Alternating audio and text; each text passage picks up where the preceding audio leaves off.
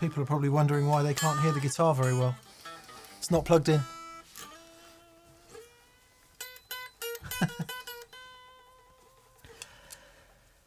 It's been a while since I've played this guitar. Hello, Happy New Year. Oh yes, indeed, Happy New Year. Hello, and welcome to That Pedal Show viewers, comments and questions live. Danta Claus here. Dante's little helper here. It's our first of 2022. Indeed. Happy New Year. Happy New Year. If indeed you celebrate such things. So welcome. For those of you who are regulars, you know exactly what's about to happen. Indeed. For those of you who aren't, your guess is as good as ours. No, we answer questions. We prioritise the super chats, but we also delve into the other questions. And yeah, we just hang out on a Monday. For us, evening. For you lot, all around the world, could be any time of the day. No time is good, so it's this time. Fantastic. Fantastic. How was your festive period, Daniel? Daniel and I haven't seen each other since about the 22nd of December. Yeah. How Missed was you. Yeah, and you, mate. It was lovely. It was lovely. Yeah. Yeah. It's never quiet, though. It's never No. as relaxing as you think it's going to be. No, it's like whitewater rafting, isn't it? Pretty much. I was trying to think of an analogy earlier about what the festive period is like, and it's not relaxing. No, it's a lot of fun and it's a Yeah. nice break. Yeah. But That fun bit you talk about. yeah, A lot of cooking. I've got to say it's fun because I think my kids are watching. Oh right, yeah. I'm contractually obligated. What are you talking about? They Same. hate it as well. Give me the stuff. I'm off. Anyway, we hope you had a lovely festive period. Yeah. And enjoyed it with your loved ones and friends, or indeed the best friend of all, yourself. Which is what I'm doing next year. Maybe just me and Bebbers. Anyway, enough moaning. Let's moan about guitar songs, guitar sounds instead. Mix modes. Yeah. Nice. Let's have a little bit of a roll call then. Let's see who's on. If it doesn't kick me out. Oh, nice. You've gone straight in, haven't you? I see I know. Carlo He's doing his thing. Bless him. Sorasio has made a pedal switcher Yes. and is advertising it on our channel. Yeah. Nice one, Carlo. Good. Hope you're well, mate. Let's see, where are we? Looks good. Nice. Here we go. There we go. And I'm in. Oh, I see. It's like a MIDI thing. Nice. Wonder There where you we got that go. idea from. Brilliant. Right. Here we go. Owie. Boo Boo. And so it begins. Greetings from sunny Florida. I was there a couple of years ago, and it was indeed sunny and glorious. It's lovely. Florida. Oh, years. I Yeah. thought you said weeks. No, a couple of years ago. God. I wish. J Rob 318. Hello from Knoxville, Tennessee. Ah. Fantastic. Ben Francis, greetings from Brussels in Belgium. Did we do Brussels? We didn't. We had ordinary cabbage and broccoli. Oh man, I make this. So I'm not a Sprouts fan, but I do this Sprouts sort of fried in bacon and a mixture of stuff and nuts and stuff. Oh, Yeah. so good. The only way to do them. It's so good. Very nice. Whose recipe's that then? It's a mixture of a couple. Yeah. And because Gordon I does didn't a have, good one. Yeah. I didn't have the recipe, for the ingredients for all of them. Yeah. I just found the best bits and put them all together. Yeah, Delia does a good one as well. Bless her. David Michelle says, 301,000 subscribers. Congrats and wishing you all the best for 2022. Thank you, everyone. Yes, so while we were away, we passed the 300,000 subscriber mark. We did, thank you. And thanks to anyone who has subscribed. It does help. It helps with the blessed algorithm. Yeah. It helps with all kinds of things. So, we've never really been about chasing numbers on TPS, but it's always good to have a bigger number, right? It is. It's nice. Unless it's the amount of money you owe to the bank, in which case, not so good. But Very good. thank you to everyone who subscribed. Tell your friends. Who knows? One day we might have Friends. 500,000, 500,000. Imagine that. The comedy was, I think, dear Rick Beato put on as many subscribers over the holiday period as we've had in our whole lifetime. Congratulations to him. I don't know if he hit his however many million mark, but anyway, he's obviously doing something right. He's doing Nice one, Rick. Lots of good things. Rosby Duhart says, "Yay, I'm not too late." No, you're not. Cup of Noodles says, good morning and Happy New Year from Santa Barbara, California. Nice. Santa Barbara? Yeah, I don't know. Is it Hanna-Barbera or Hanna-Barbara? Hanna-Barbera. It's my mother-in-law got together and made a TV show, Hanna-Barbera. Scooby-Doo, wasn't it? Hanna-Barbera? Mark Attar says, greetings from rainy South London. Thank goodness for a cup of lovely bean and glass of Lafroig. The whiskey. Lafroig. Lafroig. Very nice. peaty. Very peaty if you like your peats. Chris Buck's a fan of the peat. He's a big fan of the peat. Yeah. Mark Lavinish, good morning from Colorado. Hello, Mark. Lovely. Central Massachusetts says Narbonne Guitars. Zootalur, greetings from frigid Long Island. New York, yeah, it does get really cold there. Does it? I was lucky enough to spend a New Year in New York once, and it was cold. Yeah. Philadelphia, DNM says Mark Rostein. How lovely. Or Rostein. Berkeley, California, says Mastrov69. Is it Berkeley or Berkeley? Mike Sing Sing, Happy New Year from Germany. I don't know. Yeah. His name, someone Charles Berkeley? Yes. Barkley? I don't know. Yeah. Barkley Charles. Milt Wilcox, my favourite show. Hello from Detroit. Detroit. Rock City. Teddy player for life. Yeah, baby. Todd Nielsen, cheers from Thousand Oaks, California. Matt Parker, Happy New Year from Atlanta, GA. And Dean Sabatino, hello from Chile, Philly. Nice. Malcolm's on. Malk, who lent us the SG and who also did a lovely. bit of work. Malcolm's going to see Pete Thorne in Yeovil on Wednesday. Oh, wow. Is Pete Thorne's here? He's here with the Classic Rock Show again. So I wonder. Of course we knew that, because of course he called and says, hey guys, I'm in town. Let's hang out. Make that work. I don't know. What night's it on? Wednesday. Okay. Let's put a Anyway, hope you're well, Malcolm. Right. Tucson, Arizona, says Gary Roberts. Hello, Gary. Any places are just as long. It's Phoenix, Arizona. Happy New Year, everyone from Lincoln, says Anthony Edwardson. I imagine that's Lincoln, Lincolnshire. Lovely.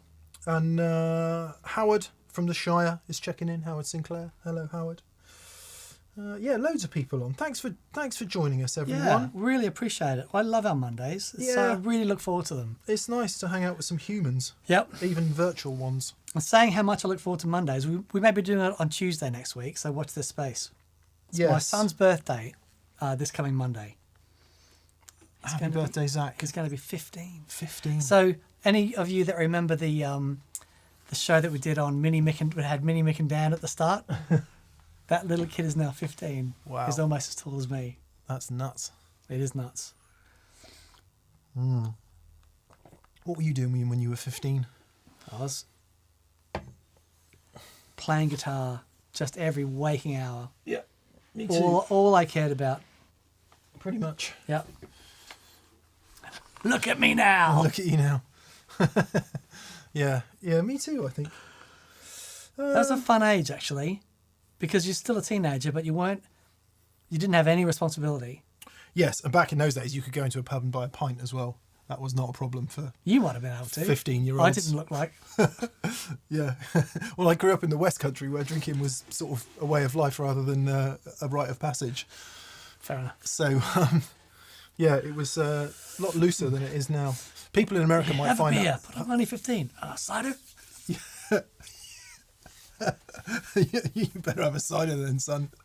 Yeah, people in America might find that hard to believe, but There's 21 in America, right? it is, and they're so strict on it. I remember I walked into a bar in San Diego Santiago. with a bunch of guys clearly in their 50s and 60s. and I don't know if it was me or one of the other guys didn't have their ID, and they were refused entry because it's not that you don't look, it's that you don't have your ID.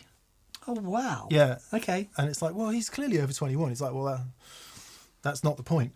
So yeah. Whereas in England, you basically serve 12-year-olds.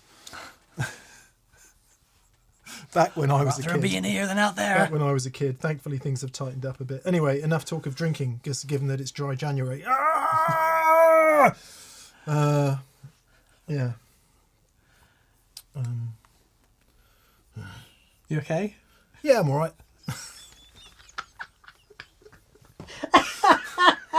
As you know, Dan, there are very few things in life I actually enjoy, and one of them is drinking. So to not do it hurts for the first few days, and then it all gets better for 3 weeks, and then back to normal again. Back on the horse. Yeah. Right. Let's get into these chats Let's then. do it.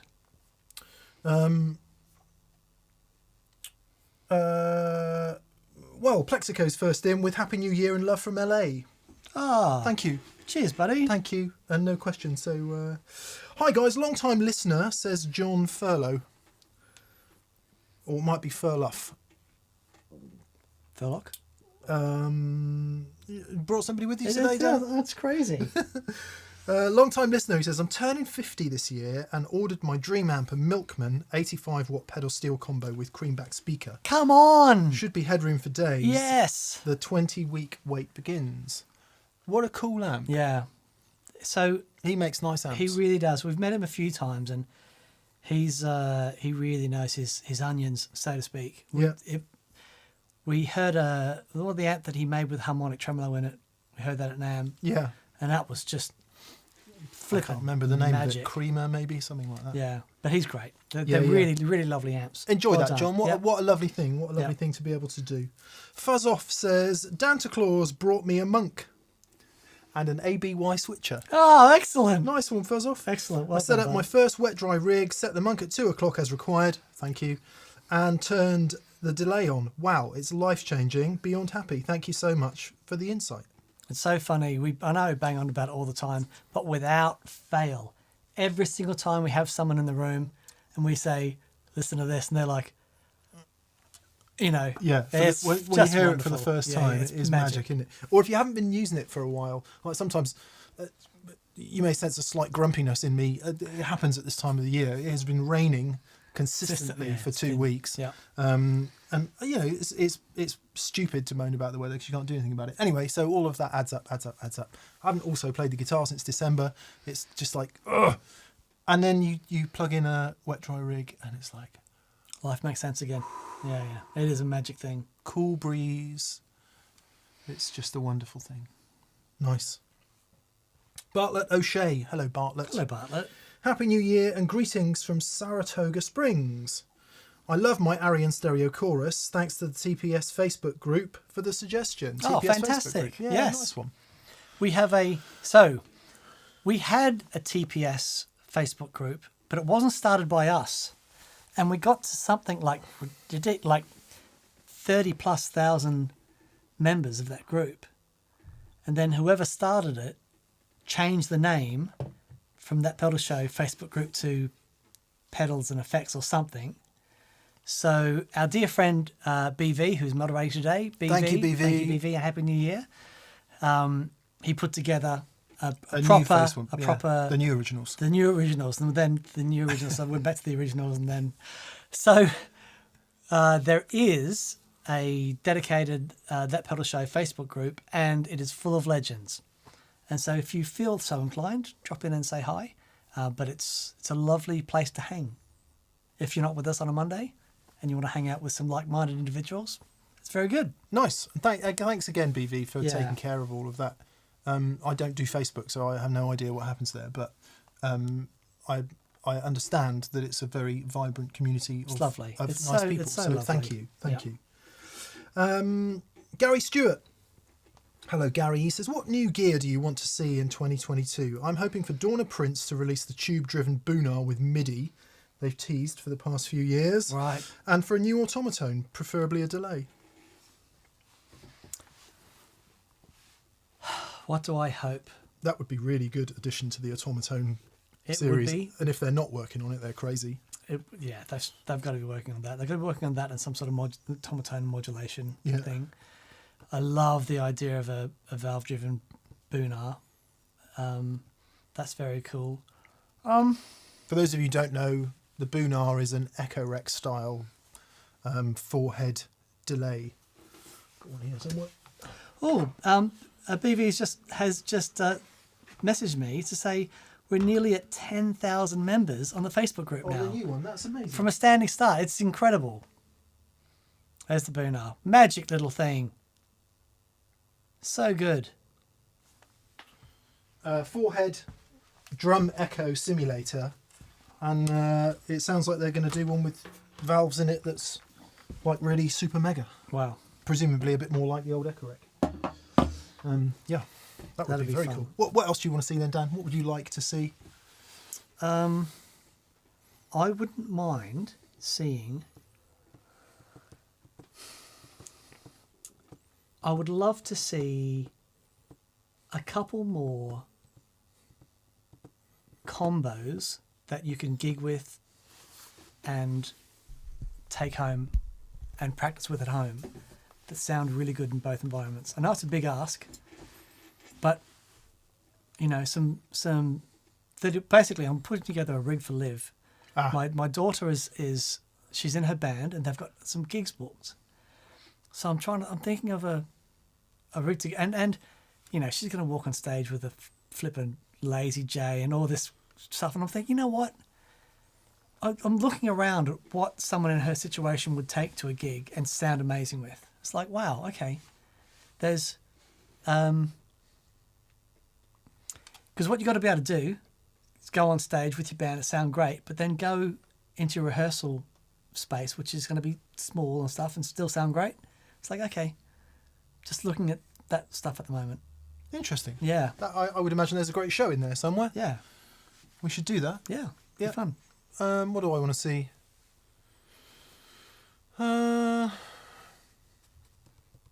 The thing is, it's all out there. It is all out there. It's all out there, and the challenge now really is make it cheaper and smaller, which has been the trend in gear for some time now, which is not very much fun and usually involves a lot of compromises in where things are made and how they're made. You change that process, and it's But of course, the flip side of that is it makes it much more accessible, which makes more people able to get in on the game, which is great from an inclusion point of view and in terms of getting more people motivated to play.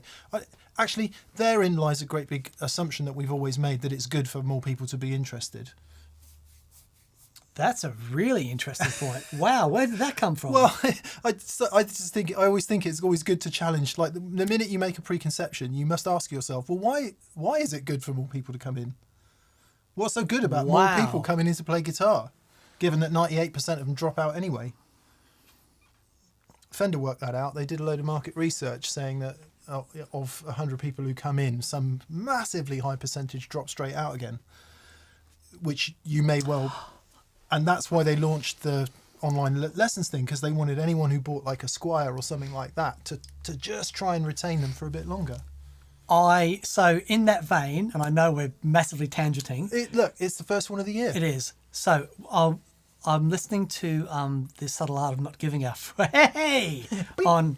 We need to get a swear button. Me too. Oh, yeah. Anyway, it's a book by a guy called Mark Bauer. No, he's got a name of someone, a friend of mine, which is really Mark weird. Aurelius. No. That's good though. That was very good. The Subtle Art of Not Giving a Fanuna. So anyway, he says in the book, he says, I dreamed of being a rock star. I said I wanted to be a guitar player. And he said, and I had it all. Mark Manson. He had it all planned out. And he had, when I get enough money, I'm going to have this and that, and I'm going to, and then at some point I'm going to practice really hard. And then he said it never happened. Because what he wanted was, he said he imagined himself standing on stage going, giving it the beans. Yeah, right. But what he didn't like was the climb.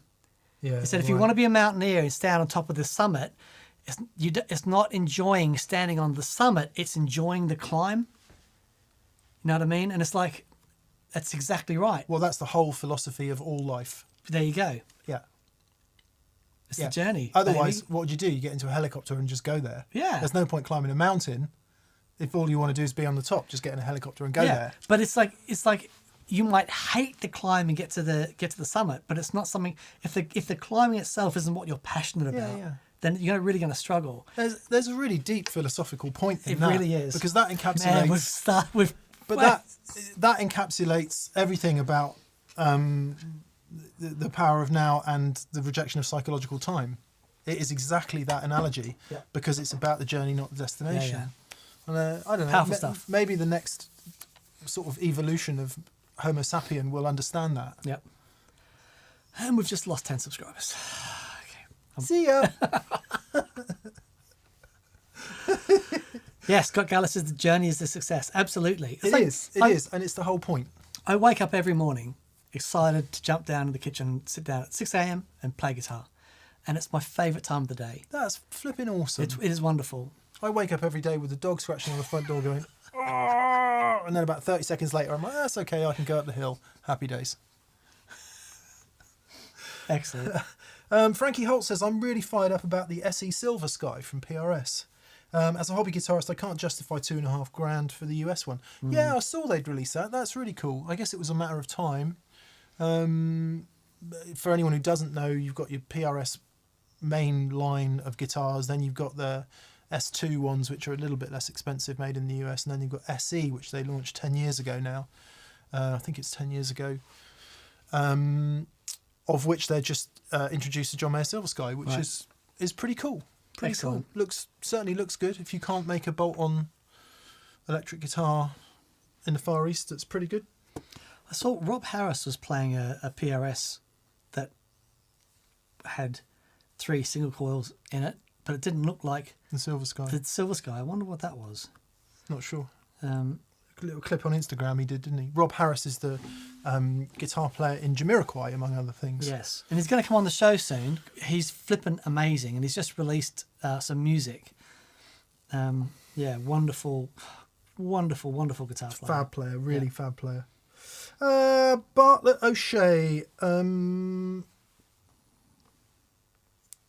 Nope. No. Nope. Mark Lavinish. I ordered some Ron Ellis 64S pickups for my 2000 Strat. Yeah, you did. Replacing my noiseless. Do you have any suggestions? Should I go for RWRP? What changes should I expect sonically? Over to you, Michael. The 64s, if I've got it right, are interesting because Fender in 64 changed from the black bottom with formvar wire to plain enamel coated wire. In 64? Yeah. Oh, okay. Interesting. And I don't know if it was at the beginning of 65. There was a few changes they made at the beginning of 65. Bigger headstock logo, a few other things. But I think the grey bottom pickups came in before that. Anyway, people always talk about different Alnicos for magnets and stuff. Mm-hmm. I feel like I can hear that wire change more than I can hear the Alnico change. Interesting. Just from my relatively narrow personal experience of all the Strat pickups I've played in the last couple of years, I've got some LS64s and I really, really, really love them. They're not as pokey as the 60s set that I have, 50-60 set. They take a bit more driving, as it were, from you, but the subtlety and the high-end extension is really lovely. Now, I think John Mayer really likes the post 64 pickups. I'm pretty sure Robert Cray likes the post 64 pickups, and if you think about the high end in both of their sounds, yeah, right, it does. And that attack it explains a little bit about that. I mean, there's clearly more to it. It's not just about the wire and the pickups, right? But that's what I would associate with those compared to the noiseless. They've got a pretty decent extended high end anyway from memory, but they should just sound a little fatter overall. I think they'll give you more latitude and more dynamic with your pedals, Yeah, right. more reactive to all of that stuff. I'm a big fan. In the new Strat, the Gold Strat, it's got Texas Specials, which interestingly share that plain enamel coated wire with the post 64 type pickups, and I really don't like Texas Specials. So it kind of it proves that it's not just all about one bit of spec. Anyway, enjoy. I hope you really enjoy them. Ron makes such fantastic pickups. He really does. So enjoy and congrats. What good fun. Have good fun putting them in. Matt Lloyd, hello. Hey, Matt. Hey guys, hope you're well. I just purchased a Fender Vibra Verb reissue. Wow. That's good. There's not many of them around. No, very nice. I'm waiting for it to arrive, but I was planning on running it with the wet amp along with my Marshall Bluesbreaker reissue. Thoughts? Yes. Magic. So you kick in the vibrato on that amp in conjunction with the Marshall. Yeah. And it's just going to sound Big killer. honestly glorious. If you haven't watched it, Matt, watch the vloggy thing I did with Ainsley Lister in last February. It was Ainsley was experimenting with running of his Vibra Verb wet dry with his signature Rift amp, which isn't a million miles away from a Marshall. It's not quite a Marshall, but you'll get some idea of how those two amps compare together really nicely. Yeah. How are we doing with Super Chats? We need to turn it off? Probably. Yes. Speaking of the devil, BV's just come to say there is an absolute ton of Super Chats. Okay, in which case I'm going to turn the Super Chats off. So if you've Super Chatted already, we will get to you. If you haven't, please don't Super Chat no mo. Turn off. There you go.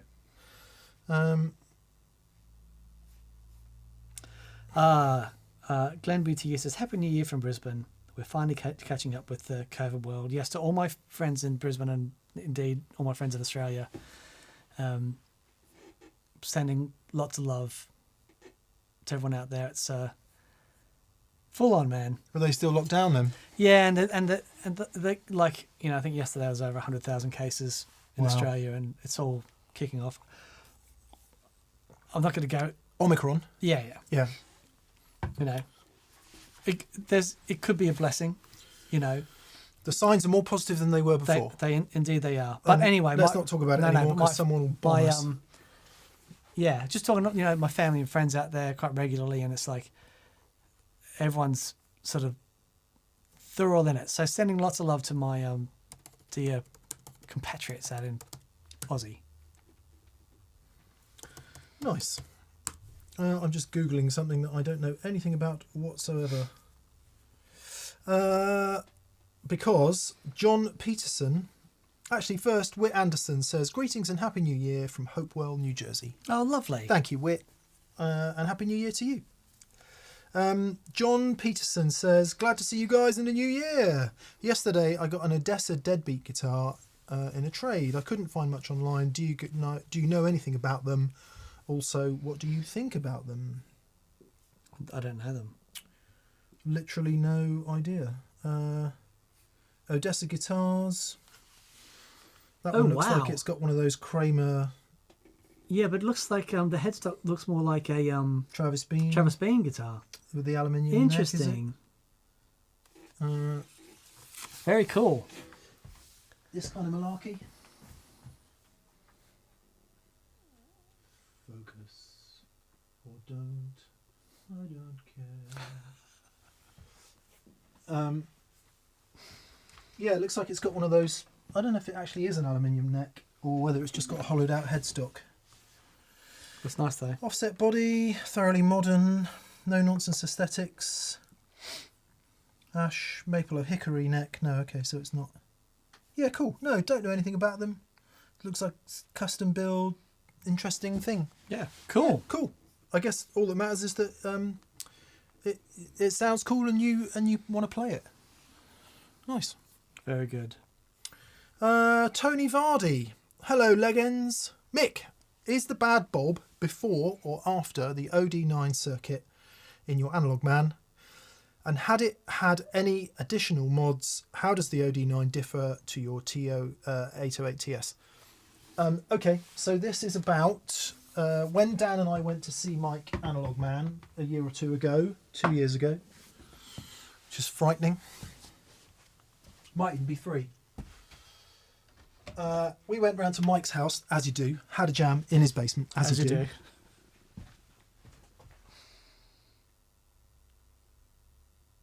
Oh, that reminds me. And from the shop, I picked up this, his workshop. I picked up this and took it to play. Played it through a 50-watt basement, I think it was, silver-faced basement. Yep. And just completely fell in love with it and essentially twisted his arm to let me take it away. And it is his standard OD9 mod, so it's not the silver mod, it's just the standard OD9 mod. With a built-in Bad Bob booster. So to answer your question, the booster comes after the OD9. How does it compare to my 808? It is very, very, very similar. So my favourite 808 is actually a Keeley modded one. I think it's the Plus, the baked mod maybe. It's the one that's not true bypass anyway. And a little bit extra bass, a little bit extra treble, a little bit extra gain. And this sounds very, very similar to it, in a really great way. And I think push comes to shove, because it's got the Bad Bob in it, it is my favourite TS that I currently own.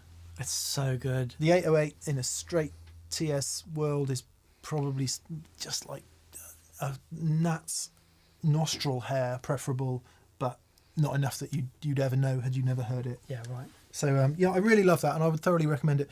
Mike says the silver mod isn't as important in these pedals as it is in some of the others because they're built so well in the first place. Right.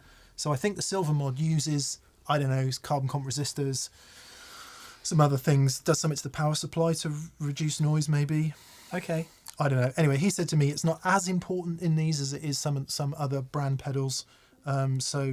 But I didn't choose it. It was there. I plugged it in and I completely fell in love with it. And bless him, he let me have it. So that's interesting. The 13th Duke Wyborn says, Mick, can you publish your recommended reading list for books you've mentioned before? Self-help, personal development, philosophy, etc. I have published them in the vlogs that I did. So please check the descriptions. But a quick run through of them is as follows. Mark Manson, The Subtle Art of Not Giving a F. Hey, Dan's reading that at the moment, which is exactly the same story as The Power of Now by Eckhart Tolle, just told in more contemporary language. But The Power of Now by Eckhart Tolle has been the more influential book for me personally. Thirdly, The Courage to be Disliked by 2 Japanese dudes, and I cannot remember their names. Fukitame something and somebody else. Anyway, it's called The Courage to be Disliked, and it is a retelling of Adlerian psychology. Alfred Adler was a contemporary of Freud, but they disagreed fundamentally on something massive. And Adlerian psychology is kind of how I live my life at the moment, and hopefully forevermore. I'm more ad-libian. Just make it up as I go along. And those are the main ones, and then in amongst that there've been a few podcast series and stuff, but those are the 3 books that I really dislike the term self-help because it's frowned upon in many ways, and it's not about happiness either. Happiness is folly, really. It's about being at peace, and I think if you're interested in having a better life, being at peace is better than trying to be happy, because trying to be happy all the time is ridiculous. You can't be happy when you fall over and break your leg, but you can be at peace with it.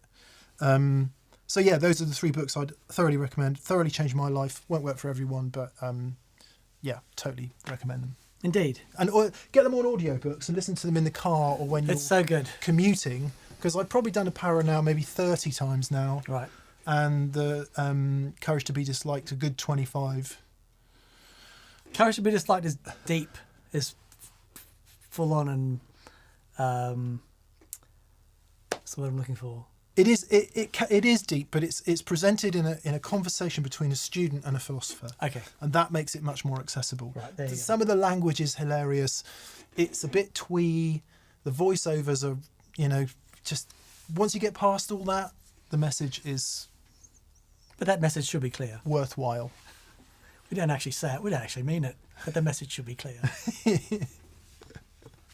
But, you know, when you boil it down, it's all about, for me anyway, it's about two principal things. One, forgetting everything except this moment, so don't worry about the future and just don't worry about the past. It's no good to you.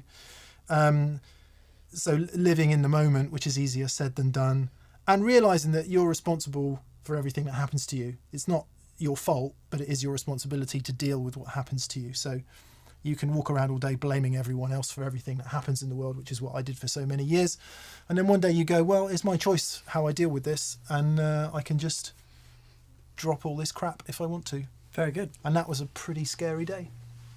Anyway, I like talking about it. Should we get back to pedals, Dan? Indeed. Oh, Todd Roy says hello from Nova Scotia. Hello, Nova Scotia. Wow. Oh, Zen and the Art of Motorcycle Maintenance isn't the good one. Oh, that is a great book. Yeah, it's very good. That's a great book. What's interesting about most of these philosophies is they say the same thing. Yeah. They do sort of converge on the same point.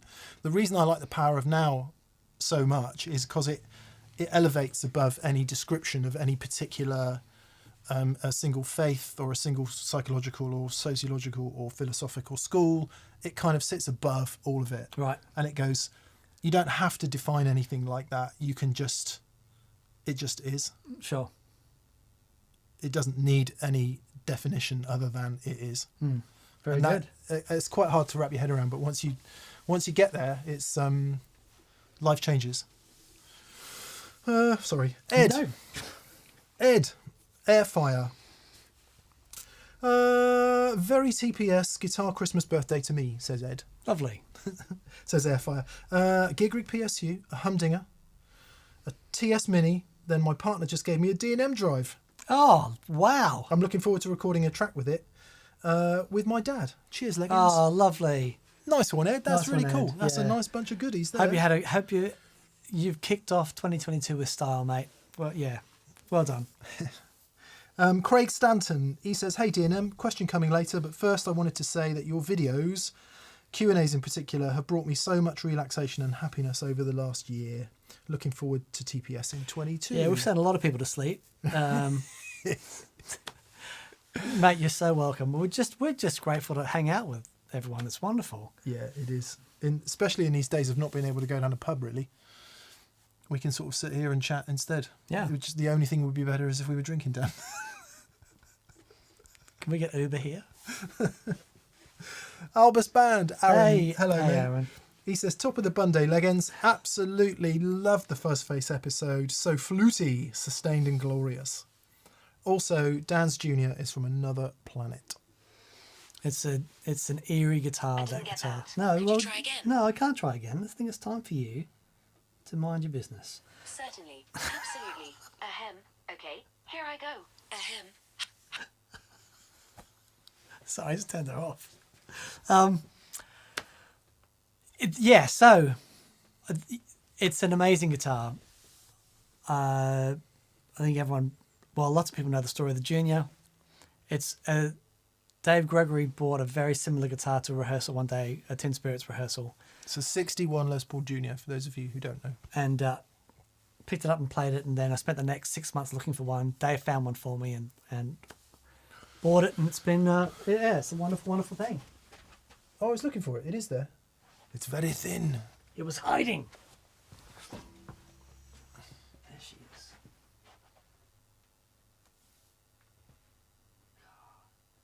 There it is. Look at that thing. And just in case there's any confusion, it is actually a Les Paul. Such a fascinating story, that. It is. Look at that. 61. My goodness. 60 years old. So, because we both had 61 juniors, and we were playing on their 50th birthdays. We had a Tin Spirits gig. and that was 10 years ago. Oh my goodness. Oh, what am I doing? Sorry. Overwhelmed with... It is. But it's a ridiculous guitar. It's astonishing. I love it dearly. It's an amazing thing. Square Wave Symphonies. Synth fan by any chance? He says, Happy New Year, Legends. So glad VCQs are back. I already started rewatching older streams while going for a run with the dog. Oh, lovely. Have a drink on me. Greetings from Freiburg, Germany. Best from Alex. Thank you, Alex. That's interesting. Can you actually run and watch, or maybe you run and listen? That would be easier, wouldn't it? I think I would throw up if I had to run and watch. Google Glasses. Unless you got like a really convoluted gimbal.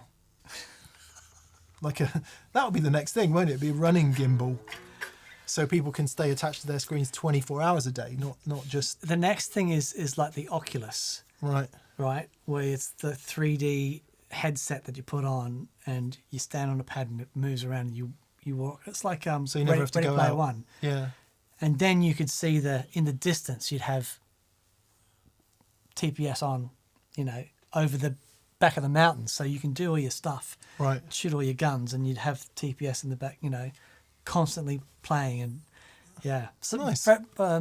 Zach's friend brought over one of these Oculus things, and I thought, what is this? I put it on, it's mind blowing. That's a VR headset. isn't VR it? headset. Yeah.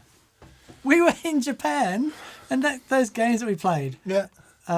Yeah, it's a thing. It's fun. Yeah. Good. Yeah. Square Wave Symphony said, "Run and listen." There you go. Victor Lopez. Hello, Victor. Hello, Victor. He says, Hey, Legends, how is Dan's EP coming along? So, interesting. I've had a couple of epiphanies, shall we say. Like this one.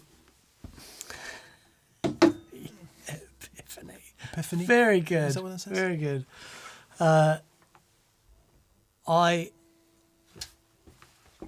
Everything's recorded except for some vocals. But I've tried to mix it, and Paul Stacey was staying with me for a couple of days, and I said, what do you think of this? And I filmed, because we had a conversation that I filmed, and I realised that I'm mixing. To be good at mixing is like, it's like me handing you a sheet of paper and just say, just design me the engine of a car. I know you know motorbikes and stuff. Can you design me the engine of a car and all the bits to make it work? So what you're saying is you need to know about pistons, you need to know about cylinder heads, you need to know about bore and stroke. And how it all goes together. Yeah. And what you're trying to achieve with that engine. Yeah. Because it is like the Yeah. years of knowledge that go into getting a good mix together. It's like, okay, so I've come to the level that I can, I drum sound like that. It sounds really good, but why can't I hear the kick drum in this? And why can't I get that any louder? And the question that I had was, why do my mixes sound like demos? And he said, well, it's you got to understand EQ and compression and all this sort of stuff. And then he goes, all right, have a listen to that. And all of a sudden I was like, how did you do that? He says, well, it's really hard. He says, it's you're listening to everything individually and you're working out exactly where everything fits and where it's Eric, why can't I play Cliffs of Dover? All you do is you put your fingers on the fingerboard, surely. It's exactly that. So what I'm going to do, because I'm really pleased with it. It's been a lot of fun. I know it's been years in the making, but I'm actually going to go down and mix it with Paul and film that, and then it'll come out. But I know it's taken forever. Over lockdown, I don't know, it's just I struggled with getting stuff done. Yeah. It's hard on your own. It's so hard. It's like watching the Get Back thing with the Beatles. You realise that, and there's another example I'll mention in a minute, but you realise that as long as it's not fractious or dysfunctional, as it became, obviously, as all bands become, but when it's functioning, it enables the thing to have momentum and movement, and when one person flags, the other person picks up, and etc. There's a great show on Netflix, I think. Is it Netflix who do it? The Story of the Song, And they take a famous song and they'll break it down. They'll talk to the producer and the mix engineer and Right. The first one I watched was Dua Lipa, and with no disrespect to Dua Lipa, I sort of felt that it wasn't quite the same, didn't have the same weight as Trent Reznor Right. doing Hurt. But in any case, what you realise, Dua Lipa walks in and there's obviously 2 or 3 utterly awesome producers, co-writers, all the rest of it, and you think, okay, that's how that thing gets traction. And rewinding from there, if you're, middle-aged blokes sat in a room somewhere in Somerset or in Wiltshire, trying to get any momentum going is really tough. So it absolutely is. I've loved the process so far, but when it came to putting it all together, I love writing. Oh, every day I'll get up and say, that's a nice idea, and I'll put it on my phone and record it. I love working with other musicians and getting stuff. That's why I love doing the Tin Spirit stuff so much, because we'd all get in a room with this out there ideas and we'd all have a go and it'd be great. And doing this with Doug, so much fun. But then when it came to getting it all together, and it was really, really hard work. So anyway, but I promise you it will be, I'll have it done this year. At some point this year, I will get down and, because Paul's really busy, but what he did in like 5 minutes with the drums on one tune, I'm like, how did you do that? So is there an argument to just go, no, get it out, as it is? stop worrying about it? There is an argument, but I may never do this again. Yeah, okay. So you want it right. I want it right. Yeah. I always think about that. It's like the reason I don't do any recording is because I'm never happy with any of it. Right. So the result is 0.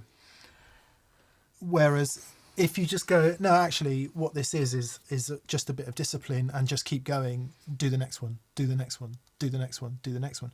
And if you look at the prolific artists over time, totally, they've done that, haven't they? Yeah. They've just gone, get it out, and once it's out, it's gone. Thank you. Next. Yeah. And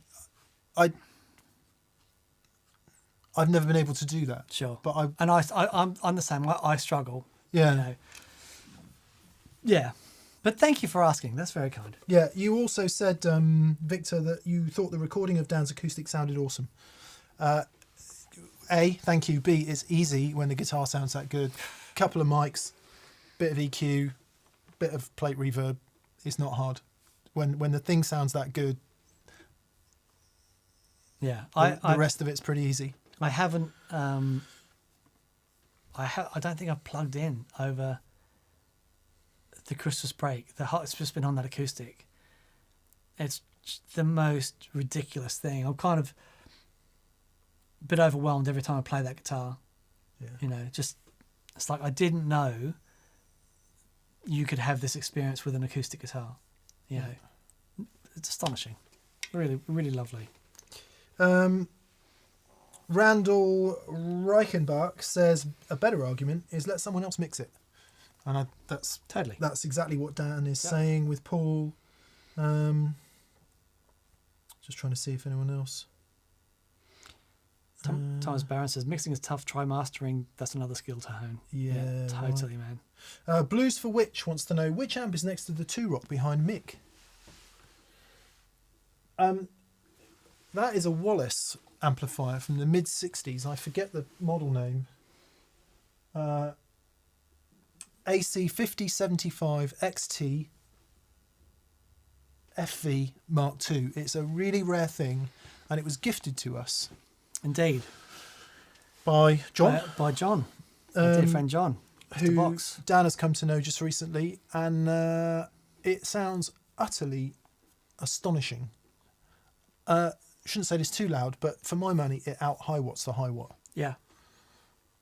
It's just unbelievable. And like I said, it's like you walk up to it and you go, "Are you even on?" And then you make a note. It's like, bang! It's we've been using it as the bass amp in the TPS band jams, just because it sounds flipping great on bass. Yeah. It's a good guitar amp too, but that's what that is. Yeah. Yeah. Only thing harder to find than a good mix engineer is a good mastering engineer, says Kevin McLeod. Yeah, I mean, everyone keeps calling it a black art. It's not a black art, it's just skill. It's knowing what works where. The thing with mixing and mastering, and I know it's not the right thing to lump them into one discussion, but let's do it anyway, given that the result is what you listen to on your... Where do you listen to music, Dan? You've got a speaker at home in your kitchen through the TV? I've got the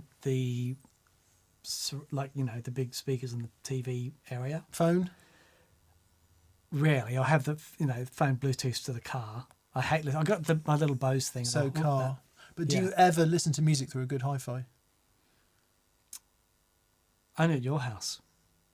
And that's it. So all this, it's a really moot point, but all this work everyone's putting in to make music sound so good, everyone doesn't listen to it on that. They listen to it on some awful Bluetooth speaker, which you lose about 60% of your record when you listen to stuff But on I that. do listen to it with good headphones.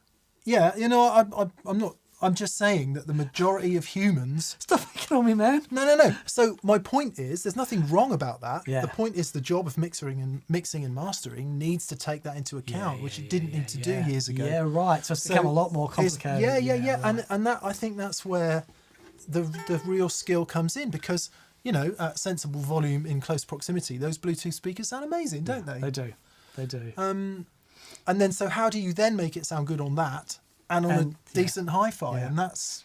Because I remember when Paul was mixing the last album and he had all these different speakers he'd flick between to go to. But Yeah, how do you account for...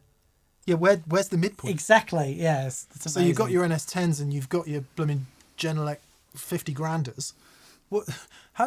Which midpoint do we pick with those? Yeah. Anyway. Yeah.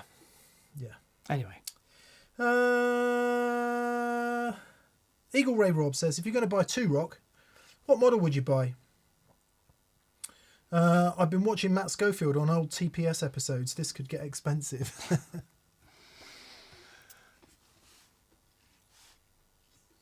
They Mix 2 Rock is easily one of the best sounding amps I've ever heard. And some of the best tones I've ever heard, like walking into the room, has been you in that amplifier. The day that you started playing that 61, and I didn't know that was the guitar you had. I just remember standing outside in the hall and just hearing it going, that is the most outrageous thing I've ever heard. And I didn't want to, I stayed out there for a while because I didn't want to interrupt anything. And then sort of slowly walked in. But that it is, what that amp reveals in guitars is astonishing. It is astonishing. It's a funny thing. I know as many people that really dislike two rock amps as like them. And I certainly know a lot of amp builders who look inside them and get a bit angry. Why they cost so much money. And I don't make a judgment on that in either direction, other than to say it's my favourite stroke best guitar amp I've ever played in my whole life ever, which is that one. What would I buy if I was buying one now? I'd probably buy... It's getting hard to use. Right. Because despite their best efforts, the 50 watt setting is good, but the 100 watt setting is magic. Yeah. And it is insanely loud. It's way louder than the high watt. And you can't use that anymore. So it's a really nice to have, but in my world it's become unusable. Yeah. For volume. Yeah. Now, what's nice is the headroom part of that. So you don't have to have it that loud. And what it has in that respect is insane headroom, which is also a beautiful thing. But even then, to get it at a point where I really feel it, it's still going to be too loud for most stages these days. But that's the same with any rig. To get it to a point where you're going to feel it, you've got to have something behind it. But I guess what I'm saying is I can have more fun with the deluxe reverb some days. Oh, okay. At 22 watts. I get that. So I do think it's very much horses for courses. And in that respect, if you don't get the opportunity to play loud all the time, I'd probably look at the Studio Signature, the lower powered one. Because I just think if you don't get to play really loud all the time, you're going to have more use out of it. I also am itching to play the new TS1, which is I say new, it's over a year old now, but is their take on the Dumble Overdrive Special. Oh wow. I'm just so interested in that sound again. So yeah, they are without doubt my favourite amps in the world ever, including the Dumbles I've played. But I also get that a lot of people just can't play them. So I've got good friends who just can't play it at all. Right. So you need to play one, Rob, before you splash the cash and decide whether it's for you or not. Same with all gear, but I think when you're talking about, what is essentially crazy money, you really have to be sure that it's the right thing for you. Indeed. So I know that sounds a bit sober, but yeah, I think it's important. Yeah, Cosmic J says drums are quieter on stage these days, ? It's a really good point. Oh, don't get me wrong. I'm not saying it's right. I'm just saying that it is. The number of sound checks where you go and stand in the middle of the auditorium and the kick drum is literally ripping your head off. And the engineer's saying to the guitar player, can you turn down a bit? It's like, what planet are you from? Man, I'm going to go and see Idols next week. Oh, man. And I'm so excited about just the experience that sound is going to have, just sort of pummeling me to the wall. Cannot wait. Yeah. They play loud. Yeah. Cheddar Kung Pao, Dave. G'day, mate. Nice to hear from you, mate. I still haven't listened to your track. I will. He says, hello, friends. Have you got to try any Martin custom shop guitars and compare them against regular production Martins? I'm planning to get a 0028. I have. I think... Well, that's a good question. I played all the Authentics. I don't know if they were custom shop or not, but they were certainly a lot higher priced than the standard ones. Do some research, Dave. So as you know, the Martin series, I don't know if it still starts with X and then goes to Rode, or starts with Rode and goes to X. I've been out of guitar magazines for a long time now, so I get a bit confused. Anyway, eventually you get into sort of standard series, 16 series, and then you get into standard. They may change the names. And there's some really key things that change when you move up, like the way the neck joins, the construction of the bracing, and how that affects how the neck joins is a key part of it. And if you want traditional, you kind of have to get all the way up to standard, I think. When they redid the D18 about 10 or so years ago, they redid it, and I think they call it Reimagine now, but they didn't call it that then. It was just the standard D18. They made it lighter, they made it stiffer. It was the best new Martin I'd played in ages. Super light, had a lot in common with Dan's guitar in the way that it was just light and resonant and all of that, because a lot of the D28s and D18s I'd been playing up until then from the standard series were kind of heavy, and they weren't dead. They were great guitars, probably better stage guitars in many respects. And they reimagined some of those standard series ones, and they were fantastic, and I thought they represented fantastic value for money. But yeah, I would imagine once you get into custom shop, then all of that stuff comes as standard. They're going to be choosing the lightest, most resonant timbers. They're going to get the most handwork and all of that. I don't think it's just a branding exercise when it comes to Martin. Similarly, every guitar is going to be different. It's a good time to talk about Dan's unbelievable vlog from last week, which kicked the year off. If you haven't watched it, anyone watching this, please watch it. It's 5 parts. Dan had an acoustic guitar made from scratch by a guy who's been making guitars for 40 years. And in those 40 years, he's made how many guitars? 536, I think. Yeah. So just over 500 guitars in 40 years. Last I heard, Martin was making 120,000 guitars a year. Far out. That was a few years ago, so they may be making more or less now, but 120,000 high-end. Sure, some of them are like LX Minis and Road Series and all the rest of it, so they're not all hand-chiseled beauties, but 120,000 guitars every year. I can't get my head around that. Short answer, Dave. Yeah, I think it's a good investment. I've been to Martin 2 or 3 times now, actually, and the work they do there is amazing. Yeah. Technology where it's relevant, handwork where it's essential. Mm-hmm. So good luck. Triple Yeah. 28, fantastic guitar, really lovely. Yeah. And Johnny still says there's a vintage Martins are still the benchmark. You know. Well, that's what everyone based. That's what acoustic guitar is, isn't it? Yeah. For most people. But I'll tell you what, man. Just being in there, because I went, like every Wednesday, I drove to Bristol for like 3 months. And just being in the room with him while he was doing that stuff, it was so fascinating. And what I loved was, you see, you know, people like carpenters and woodworkers commenting, going, man, what he's doing with those chisels is magic. I know. From the first episode where he puts the chisel. Well, actually, it might have been episode 2. It might have been. I can't remember. He puts the chisel on the braces, and he just takes some of the end of the braces away. And the way he addresses the chisel, even just on a piece of brace, you know, it's like, oh my God, he's actually going to do that. He's not like. So I'd be like, I'd be making sawdust with it. He's like, nah. Yep. Yeah, it's just wonderful. It's quite the thing, isn't it? Yeah.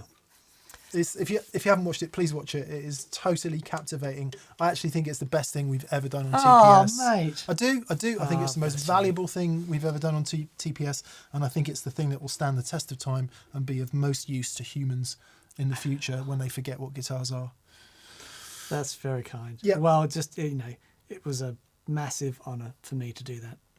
It was exceptional. Thank Somebody you, just said, and I'm sorry I've lost it, pointed out the fact that Johnny's guitars are ridiculously good value for money. Yeah. And they are. I mean, if Johnny was working to the same cost margin, retail price thing that most modern manufacturers work to, that guitar would be well over 10 grand. Yeah, it would be. So I had a chat to Johnny about this. It was really interesting.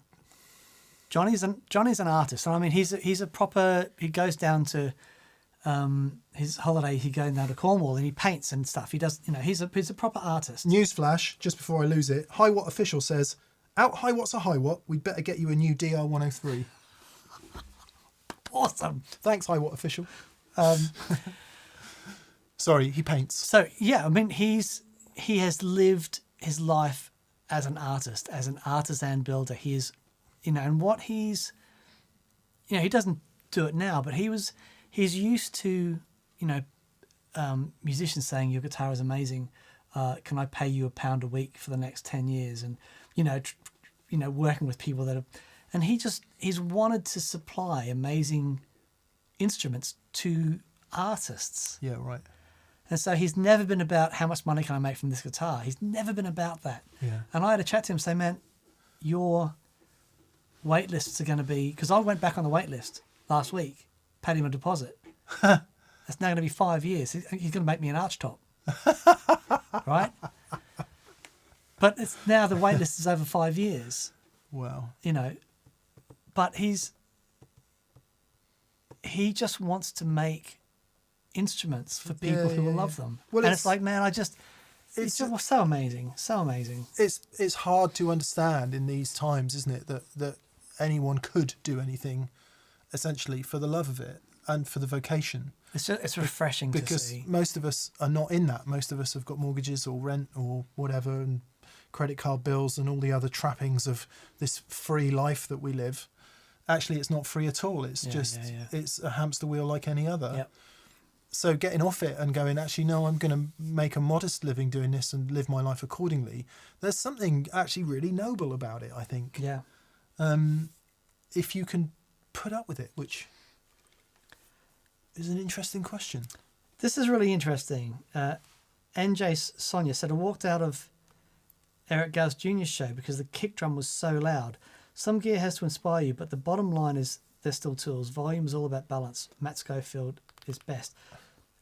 So what is it? What happened when suddenly they said, oh, the kick drum has to be 10 times louder than everything else? Because I've been to shows. Oh, so many modern shows are like that. It's amazing. Yeah. It's like, yeah. But don't get me started on this.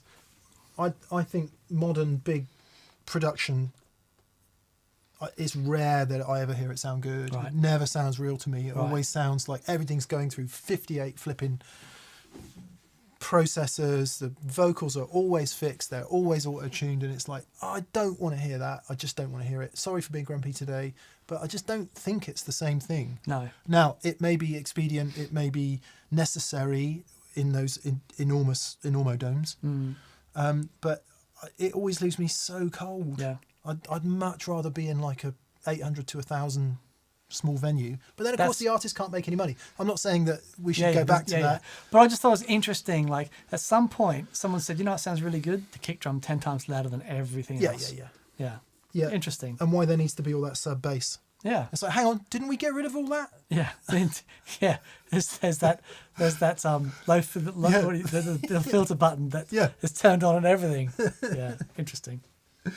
Paul Matulovic. Hello, Paul. Hey, Paul. He says, evening, gents. After a recent Vertex vid, I bought a boudoir. I know Dan really liked them, but just wondering what Yun's take on the rest of the Buddha gear was. Seemed interesting, but I don't know enough about them. I got two boudoirs. I got the one that was in the purple case and the one that came after it.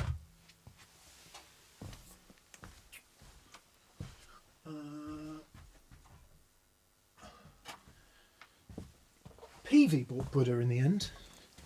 Oh, did they? Yeah. Oh no, that's Tech 21. I don't think there's anything else up there. I've got one that looks more like a Tech 21 wah. Anyway, there's your Buddha wah.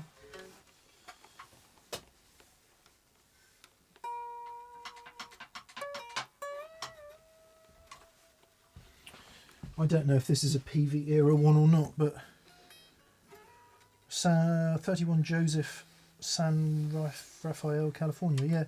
Yeah, they made really nice amps there for a minute, and certainly they did. This wah sounded good. Didn't just for some bizarre reason I seem to remember Joe Bonamassa playing a Buddha amp somewhere along the line. Yeah, well, he's certainly in the right locale, isn't he? He may have done, I don't know. Right. Yeah, it was good stuff. Then PV bought it, and I think sort of streamline the production and do what corporations do. I don't know what was special about the wah. Dan and I have just acquired a Roger Mayer. Vision wah. Is it the Vision? The Vision. Is it the Vision or is it the... I think it's Vision wah. Is it? Yeah. So, because I first heard that John Wesley was touring with Porcupine Tree, and he had one on his board, and it sounded flipping amazing. It was the weirdest wah I've ever seen. Yeah, it certainly looks weird. Yeah. Weird. It's the Bel Air. It's not a Vision. Isn't it? Yeah, it's a Bel Air. I don't know what the difference between the Vision and the Bel Air is. Interesting. Yeah, I didn't think it was. Right. Well done. Yeah. It's 500 quid anyway, or at least it was the last time you could have bought one. Yeah, Dan and I managed to acquire some stuff off a very lovely man who was selling some stuff, and we acquired a bunch of it for a very favourable price. So a new wah show coming up. Maybe we can get into all of that. Our favourite current wah, I think is fair to say, is the Jam Waco. So good, that thing. Yeah. Chris Groom. Hello, Chris. Hello, Hi, Chris. Mick. Hi, Dan. Hope you had a great Christmas and New Year. All the best for 2022. Chris, your generosity is crazy. Thank you. Mate, thank you. That's very kind. Wow, of you. thank you, sir. buddy. And G Barge is on. Hey, bud. He says, Happy New Year, gents. Dan's acoustic journey was deeply moving. In light of Johnny's comments on construction approaches, could you do a comparison of the guitar acoustically versus plugged in? All the best. So we'll need to do it. We'll get the... So, Have you actually heard it yet, the pickup? yeah, I just heard Johnny's... We plugged it in. It's just wonderful. It works, yeah. Really great. Yeah. Really great. And it's the same set that you've got in yours. Yeah. But so you don't have the volume control. I don't have the volume control. I just go straight back. So what I want to do, I'm going to get one of those Ernie Ball Junior ones. I'm going to look at the circuit and mod it so that it works with that, and then just put a graphic after it, and then have a really simple acoustic board. So the pickup that Johnny recommended for Dan's guitar, and also coincidentally, the one that I have in my guitar is something called a K&K Pure Mini, which is a contact pickup. It's got 3 little transducers and they sit under the bridge. So what it means is you don't have to have anything between the saddle and the saddle slot. Most modern acoustic pickups are under saddle piezo pickups, or piezo if you're in America. And in very traditional acoustic builds, it's just good not to have anything between the saddle and the bridge. So underneath the bridge, I really feel that, contact is important. And it's super simple. It doesn't have an onboard preamp or anything like that. It's passive, so it weighs next to nothing, which is also important in a traditional acoustic guitar. And it does require some preamping and it does require some EQ. But I think it sounds pretty natural. It's got good headroom.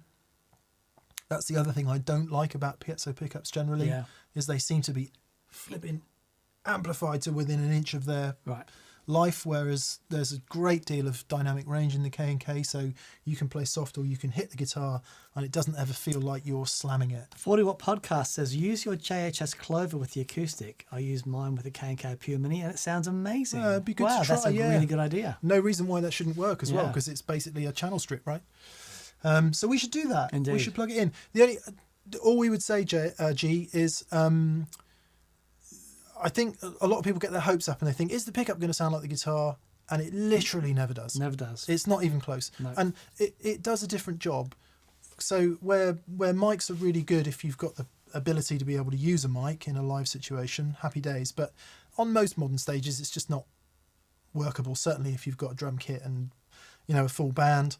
So obviously the direct route is the normal way. And if you think back to the 80s when that started to happen in a big way, obviously it was happening before that. Ovation, I think, made the first electroacoustic guitar.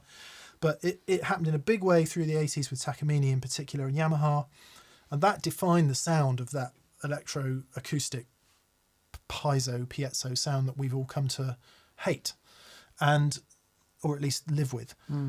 And from then it's just been a kind of clawing back. How much can we make this sound like an acoustic guitar again? And companies like LR Baggs and Fishman and a handful of others have done really great job of doing that. But still, there's nothing out there that sounds like a microphone, I don't think.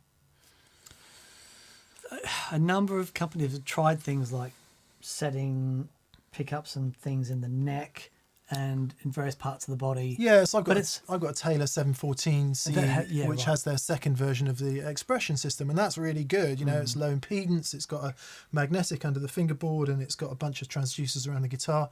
But sound engineers, even to this day, cannot understand it. Yeah. So they're going, let's have the acoustic guitar, mate. That sounds crap. It's like, well, what are you doing to it? Well, I had a Takamine in here yesterday, and that sounded all right. It's like, I think even Taylor redesigned it largely for that reason. Right. So, don't get me started. Having done the open mic circuit for a little while there.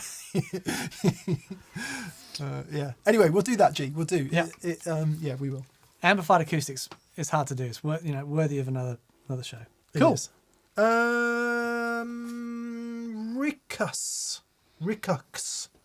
Riku KS. Raiku KS says, question to Mick. You've talked about 280k pots for Strats. Does it matter for just the volume or for the tone too? You gents are the best. Cheers. I actually don't know, Riku. I've just had a bunch of people who really know Strats tell me that when they've measured the pots in their favourite, what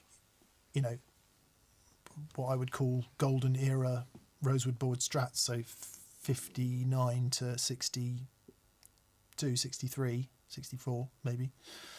They've been closer to 280, so I'm guessing it's all of them, because I don't believe for a second that they'd have been there going 280 volume, 250 tone. I don't think they would have had I think they would have just bought a bucket of pots, and as long as they fit within, I mean, this is conjecture, I don't know, I would imagine as long as they were in a tolerance of this much, they got used. But Simon Law, for example, of SVL Guitars, he told me that a lot of the really great ones he's measured have been closer to 280. Interesting. And that, might not sound like much, but if you then consider that pot might have 10 or 15% variance, could be 20% variance. The difference between like 225 and 280 is massive. considerable. Yeah. So it actually does, it potentially could make a big difference. Totally. It could potentiometrically make a big difference. Yeah. I mean, logic would dictate that if you've only got to swap one pot out, it would be the volume pot. Yeah. That'll make the most difference. However, everything matters. Everything matters, yeah. I would hit a few of the better Strat forums, which will have infinitely more knowledge than I do on these things. David Daly. Hello, David. He says, 2022 is the year of my Strat epiphany. I picked up a mongrel Strat in a trade and I can't put it down. American traditional neck, American standard body with Texas specials. Nice. Very good. It's good when that happens. Yeah. Huck's Raft. Thanks for all the help and inspiration from Branson, Missouri, USA. Legends. You're so welcome. Thank you, You're Hux. so welcome, Hux. Thank you, buddy. Jeremiah McCann. Hi, Jeremiah. Nice to hear from you. He says, were there alternative names and graphics for the Harmonious Monk? Please spill the beans. I think you see in the video when we were out with the boys, from Jam, and we were kicking around names, and I think it was it Ilias who just said it and was like, that's it. Yeah. That's the one. Harmonious Monk happened. That was the name there and then. Even before, at that point, they were still going, no one wants a tremolo pedal. We've got a tremolo pedal and it doesn't sell very well. So you guys are on drugs. But anyway, let's talk about it. So that's how that happened. The first set of graphics we saw were monk themed. So like a monk, as in like... Pious. Yes. Either any kind of spiritual monk. And we said we can't really go there for lots of reasons. And so the monk seal came about. And made it wavy. And made it wavy, which Yeah. made much more sense and looks much cooler in the hat than your average Benedictine monk. Indeed. Or indeed Tibetan Buddhist monk, or indeed any kind of other monk. Benedictine monks, they didn't have any swing. Let's move on. Richard Swandle. Nuns. Richard Swandle says, hello from Canada. Dan, have you ever tried a Fairfield Circuitry shallow water? Knowing your love of modulation, I would love to hear your thoughts. I haven't, but I will put it on the list. Their stuff is great, isn't Their it? stuff is wonderful. Because I have tried a couple of things of theirs. I'm just trying to remember which ones I've tried, and I've been so impressed. So yeah, we'll grab one. We'll reach out and grab one. Because I'm a big fan of wobbly things. Yeah. Nice. Yeah. Ben Keane. Hello, Ben. He says, Happy New Year. Love the Kincaid build for Dan. Anyway, earplug thoughts. I could never get on with them, but I kept trying. I found a set that work. They're called Minuendo and have adjustable attenuation. Oh, nice. So I've tried a bunch of different things. The only ones that worked for me are the ones I've had molded. And even then, I can only wear them for like a couple of hours maximum. Dan has unusually small ear canals. Yeah. And I don't do. I think because of that, I had my hearing tested 6 months ago now, and the audiologist said that's the best hearing test I've seen in a long time. There you go. And after years of slamming loud guitars. yeah, I'd had this recurring ear infection that I couldn't get rid of, and I was a bit concerned. So anyway, There was a small family of microscopic badgers living in Dan's ear hole. Happy, they were happy. they were very happy. But they were causing all sorts of ruckus in there. Yeah, but I thought, okay, I had tried a bunch of different things that I bought from Amazon, and none of them worked. Everything just sounded really dull. So I went and spent some money on some, the really high end ones. After Simon had his done, ACS? the ACS ones, and they are fantastic. Yeah. But I still can only wear them for a limited period of time. But For what reason? if I'm in a super, super loud environment that I'm going to be in there for a while, if I'm going to be filming or doing something, if I'm side of stage with Biffy and right next to the amplifiers, whatever, if I'm in a really super loud environment, I want to be able to put them in and just bring things down a bit. Like I will have them in when I go and see Idols, Yeah. because I don't want to be silly with it. Yeah. It's all I've got, and once it's gone, it's gone. Yeah. So I want to be, but at the same time, I don't want to. The issue that I've had with hearing protection is that it's, especially on stage, is the biggest vibe killer. Yeah. And no matter what I've done, whenever I've tried playing with them, and it's like, no, this is ridiculous. Yeah. It just has taken away all enjoyment. But for being in really loud environments, I think it's super important. Yeah, I'm the same. I can't wear them to play with. And actually, the last regular band I was in, I left because the band was too loud, which might sound really insane when you think about how loud Dan and I play in here. But there is a big difference. We play loud guitar, which is a specific frequency range for short bursts of time, which is not to say it's not damaging, because it probably is.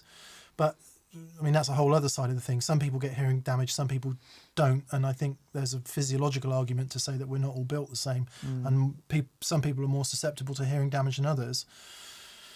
Again, which is no reason to be complacent. But if I go to a gig, I wear my custom molds. Right. Okay.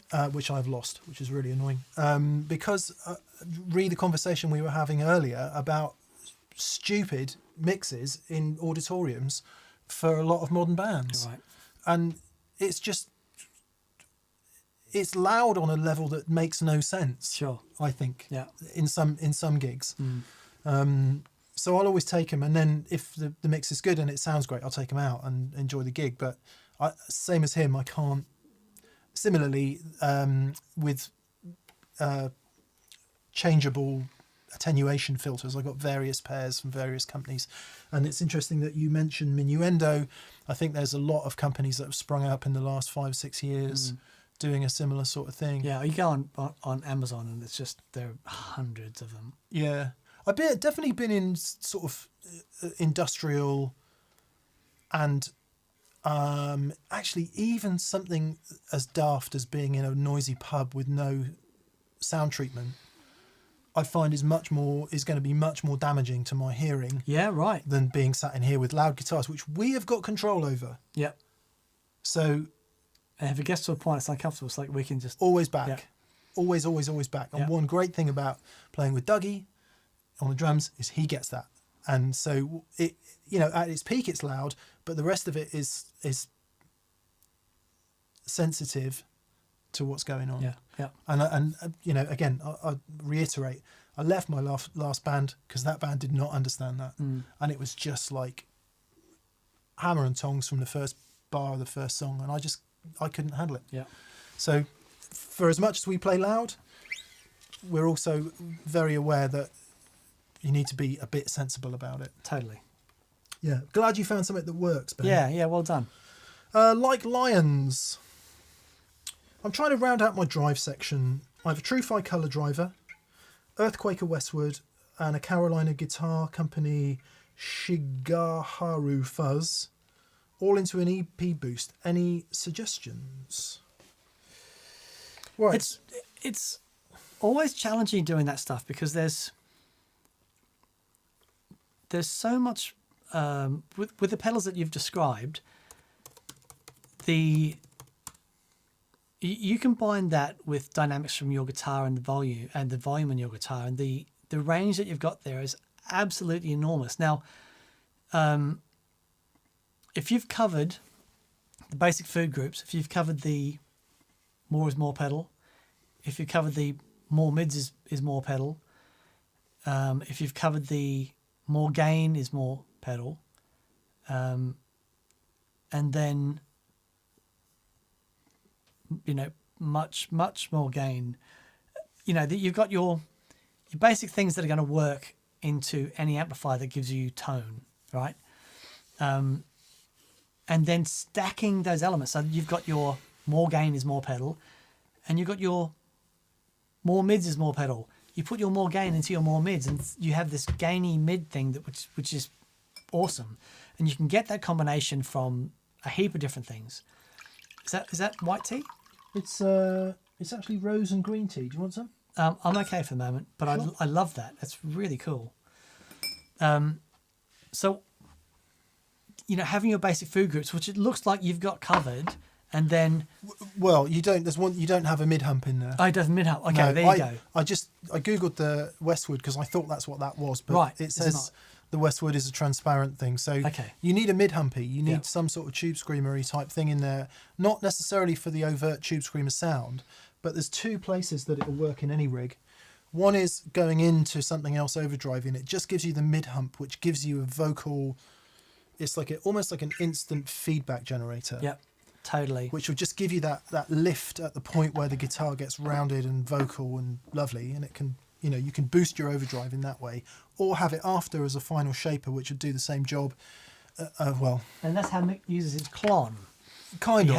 have it yeah. at the end, and it gives it that shape to it. Obviously, it's different than the tube screamer because the tube screamer you also use with gain and everything as well, Yeah. which you don't use with the clon. But that's the basic idea, right? It's taking that shape, Yeah. and we're using that EQ and that shape to color the gain.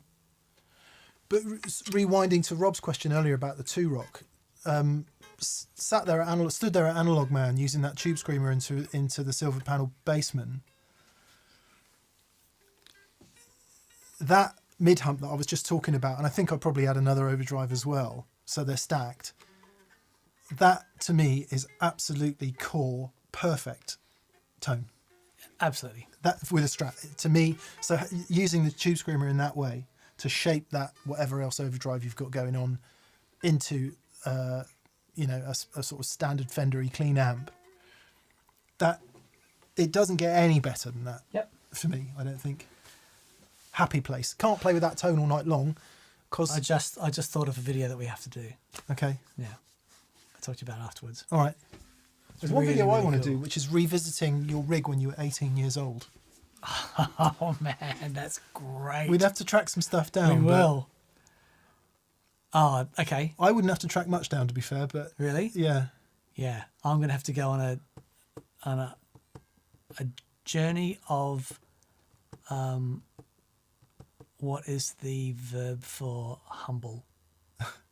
A journey of humility. Yeah. Yeah. So what was yours? You were in the rack thing by that point, were you? Roland GP8. Yeah. I I want to hear that. A Roland GP8. I had a stereo Yamaha amplifier Yeah. with a graphic EQ on both sides. Proper Absolutely chock full of no valves. stereo. Not a valve inside. No, it was all I was state of the art. Yeah. And it had to be the best because it was new. And what was I playing then? Kramer Striker. Let's do it. I want to do that. It's going to be easy for me. It's that Strat hanging on the wall over there. Mark III Boogie. 18. I had my jam. Yes. I had my jam at 18. Come on. That's Have you got pictures of yourself at 18? I've got one picture. I've got pictures of myself. Yeah. Okay. This is I going to be might fun. have been 17, but the rig was the same. That Strat hanging on the wall, Mark III Boogie, and maybe a Boss Super Overdrive and a wah-wah. Awesome. Okay, great. That'd be fun. Totally doing that. Okay. We're totally doing that.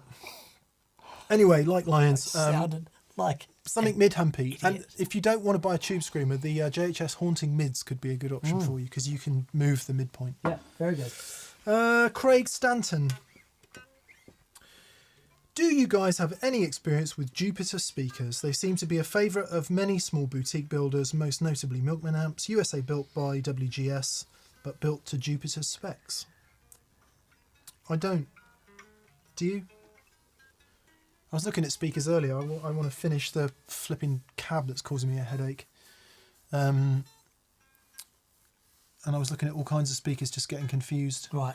Just confused. But you're not as confused as him, are you? So no, I'm afraid we don't. But if Milkman uses them, then is it Is it horrific generalisation time, Dan? Yes.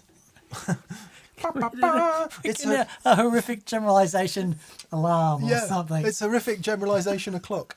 The horrific generalisation I'm going to make is that if you build like 100,000 of something, you need to build them all the same. And if they're designed to hit a price point in a market, either as an OEM product or in a very competitive retail price environment, they're built to a price, right? And people in suits and people in white coats will sit around arguing with each other over a boardroom table about why they can't be that cheap. And the guys in suits always win. So what happens is people like Jupiter come along and say, we're going to dispense with that business model. We're going to make them exactly as we want. We're going to get someone else to do it. And they are going to be more expensive. And the customer's just going to have to swallow that. So that's usually how it works. So there's every hope that the Jupiter speakers will be a good thing. But then, of course, you can't mitigate for things like the flipping cone of the papers, the papers of the cone, the voice coil materials, everything that's required in manufacturing something. So unless they sit there and physically listen to each one, which they may well do, it's hard to say. A bit like a custom-made guitar, I suppose. But it's an interesting experiment to get a 412, stick a mic in front of each of the speakers, and lo and behold, they all sound different. Yeah. So, I don't know. It gives me shivers, all that kind of thing. What do? You increase your chances of success, I think, on smaller build stuff with higher build quality, right to the point where it becomes homemade, not handmade, and they're building so few, they've got no idea what they're doing, and everything falls to pieces. And that certainly happens. So, but if Milkman's using them, presumably they're pretty good. Mm-hmm. Was that enough of a ridiculous generalisation? I like it. Did you like it? I loved it. You also coming up with my motivated cognition towards people in suits in boardrooms. Okay. Yeah. Like it's not very good.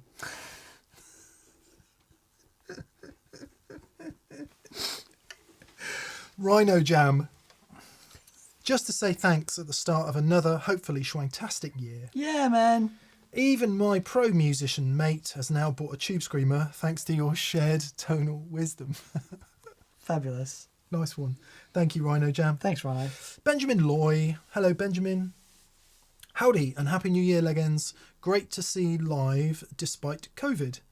The Kincaid blog reminded me that a local luthier's shop is my great-granddad's, reminded me of my great-granddad's old country store. Oh, lovely. Hope to hear the Kincaid in more videos. Yeah, oh, you absolutely will. It's, that guitar will now stay in my family forever. It's that sort of a thing. Yeah, till your fourth nephew, second removed, sells it to buy crack. How much this one? Give me $20. Yeah, I don't mean to make light of that horrific addiction, but that's generally how inheritances go. Unless you put it in trust. That's why rich people have trusts and they don't just give the money to the wasters. Oh, look, Dad, I bought a Ferrari, but I actually bent it around this tree. You people accuse us of being trust fund kids. Really? Yeah. Yeah, I don't know. No, I remember going to serious hock for my jam when I was 18. Yeah. I mean, there's another really interesting, vlog topic for stuff because, that really put me in an awful situation for a long time after that. Just going to hock for stuff that I really couldn't afford at the time. Yeah. Well, that's a common story, isn't it? Yeah. Anyway. Yes. So all debt, crack. How do we get there? Must be my New Year mood, Dan. Happy New Year. Happy New Year. Paul Matulovic. Since you were the cuffs, end of legs. Your web links are cuff links. Whatever you're drinking, Paul, we're on it. Rob Symington. That's very good. Here's a small thank you, says Rob Symington. Here's a small thank you for the fantastic episodes on Dan's acoustic build. It was the best entertainment I had all holidays. Absolutely fascinating stuff. Johnny is a national treasure. Ah, that's wonderful. Johnny is a national treasure. He is. They give all kinds of people MBEs and OBEs. Johnny should have one. He absolutely should have one. Yeah. Yeah, he should. Yeah. Jimbo Diddley. Hey, Bo Diddley. He says, cheers from Toronto. Please explain how Neil Young's rig, Old Black and the Fender Deluxe Magnetones sound similar to Fuzz. The squish treatment, the note bloom, using sheer volume only. Tube compression, I suspect. It's the tubes, it's the output transformer, it's a speaker, it's everything being... So on top of his amp, he has, what does he call it? Not the Gizmotron, he calls it the... Yeah. Basically... Wizzo, yes. Something like that. Yeah. Will be the Wismotron or something like that. Whizzer. The Whizzer. And what the Whizzer is, you'll see... actually, I saw a clip of him today playing with Pearl Jam in 1991. And he had the foot switch. And basically, I think he's got half a dozen different buttons. And he presses a button, and then on top of his amplifier, he's got little motorized things that turn the knobs on the amplifier. It's very analog. It's the most analog. But he just uses those different points on the amplifier to get different sounds out of, from the amplifier. And when he wants fuzz, it's just everything's cranked. Now, the beauty of doing it with a deluxe reverb like that, deluxe like that, is that it's only, I think the deluxe is 22 watts. I don't know what the tweed ones are. Maybe even less than that, 15. Right. Maybe 15. Yes, they're 6v6s, of course. Yeah. Well, no, it could be 22. I don't know what they are. 20 watts, something like that. But it's only ever going to be so loud. And so I know from using my J20, which is Jesse from Lazy J is a massive fan of that sound. And he's got his original, 50s deluxe. And it's a fascinating amp, and he knows so much about it, and all that information went into the J20. And the amount of tones that are on tap that I'm still discovering now after having that amp for over 10 years is amazing. So basically, that amplifier, when you crank it, everything is overdriving. The preamp is overdriving, the transformer is overdriving, power amp stage, speaker, everything is just like, ugh. And what you're doing, same as a fuzz, if you take your signal and then you are just amplifying it to the point where you simply, it's just everything in it is clipped. It ends up being a square wave. Yep. And it sounds wonderful. Like fuzz, because it is. Yeah, it's doing the same job. It's like a really big, expensive tube fuzz doing the same job. Yeah. And that's how he does it. If you, that amp and that guitar work together so beautifully. It's not Blackie, they call it, is it? What's his Black Les Paul? Old Black. Old Black. It's a wonderful thing. But yes, it sounds like that because it's doing the same job as the fuzz. There you go. And tremendous sound it is too. Yes. Paul Gillenwater says, hi DNM, I've got a question about the bridge pickup in Red. What are the specs and the magnet stacker? I'm building an Esquire and I would love to get halfway close to the tone of Red's bridge. As far as I know, it's a custom shop pickup because it's the pickup that came with Red, right? And it's a 63 custom shop Tele bridge pickup. I don't even know if they still make it. It's kind of unusual. Most people associate Tele bridge pickups with flat poles. This one's actually got beveled pole pieces and it's got a stagger on it. Let's see. Have you ever measured the DC resistance down? No. So you can see there, look at that. Look at those lovely beveled magnets. And you can see the stagger. We don't know what wire it is. We don't know what magnets they are.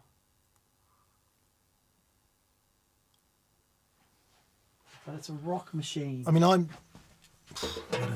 Let's have a look. 63 telly pickup specs. What are we going to say? Alnico 5, heavy form var. Oh man, no idea. I've literally got no idea.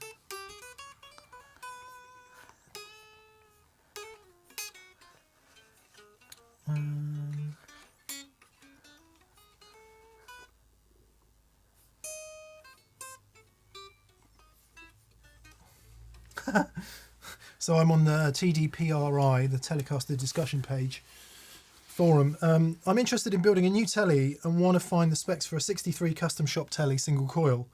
Does anyone have this info? December the 8th. Not one response. There we go. Someone saying it's light, like 6.3K, Alnico 5, staggered and beveled poles. Right.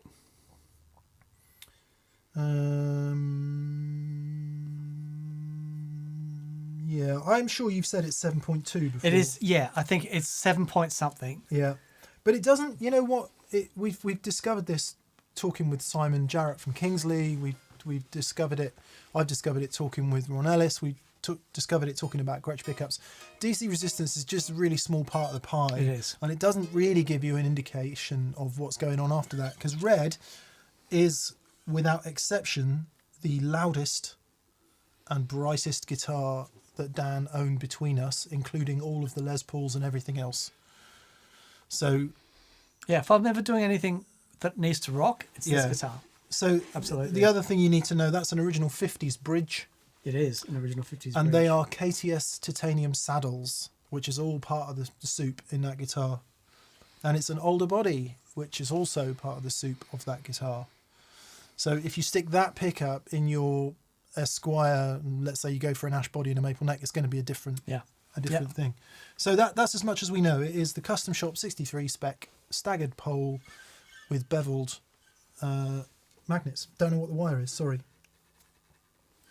Tim Chalmers. Hey Dan, I loved but cried my way through your guitar build. The shared joy is palpable, says Tim Chalmers. Oh, thank you, bud. I got in trouble for saying wow a lot. Yeah. I didn't even know I was saying it until I was doing the edit. And I couldn't edit it out. It's like, wow. Morning, Dan. Oh, wow. Hi, Johnny. Wow. So, yeah, I apologise for the over effusiveness. But I will say they were proper wow moments. You know, just watching him manipulate that wood into, and to will this guitar into existence the way that he does, it's just wow, amazing. But I'm really glad you enjoyed it, mate. That's lovely. I went back into work today, and one of the engineers that works for me, and he's like, he said, I found myself with nothing on over the holiday, and your video popped up. He said, and I watched the whole thing, and even someone that isn't a guitar player per se, he said he just found it amazing. And I think that I would, what was that show?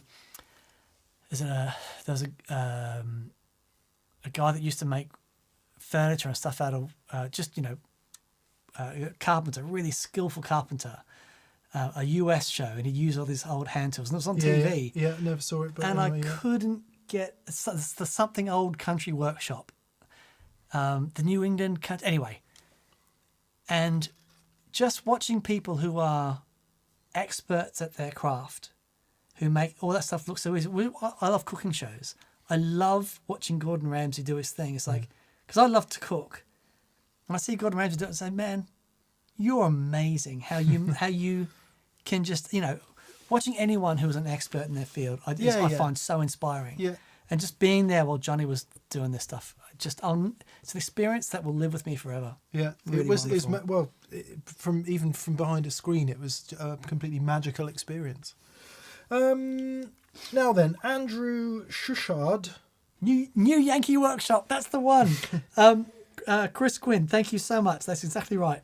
And Kira Barsmith, thank you. Yes, New Yankee Workshop. New Yankee Workshop, there you go. Brilliant. I wonder if this guy might be an ancient compadre of yours, Dan. He's called Shushheart, and the heart bit is spelt in the same way H-A-R-T-T. that your I saw that come Steinhardt. up and I've never seen that before. So that's very cool. So you're all Germans. He says, Andrew Shushheart says, I'm having a hard time finding any really good information on the difference between silicon and germanium overdrive pedals. Any thoughts on the difference in tone?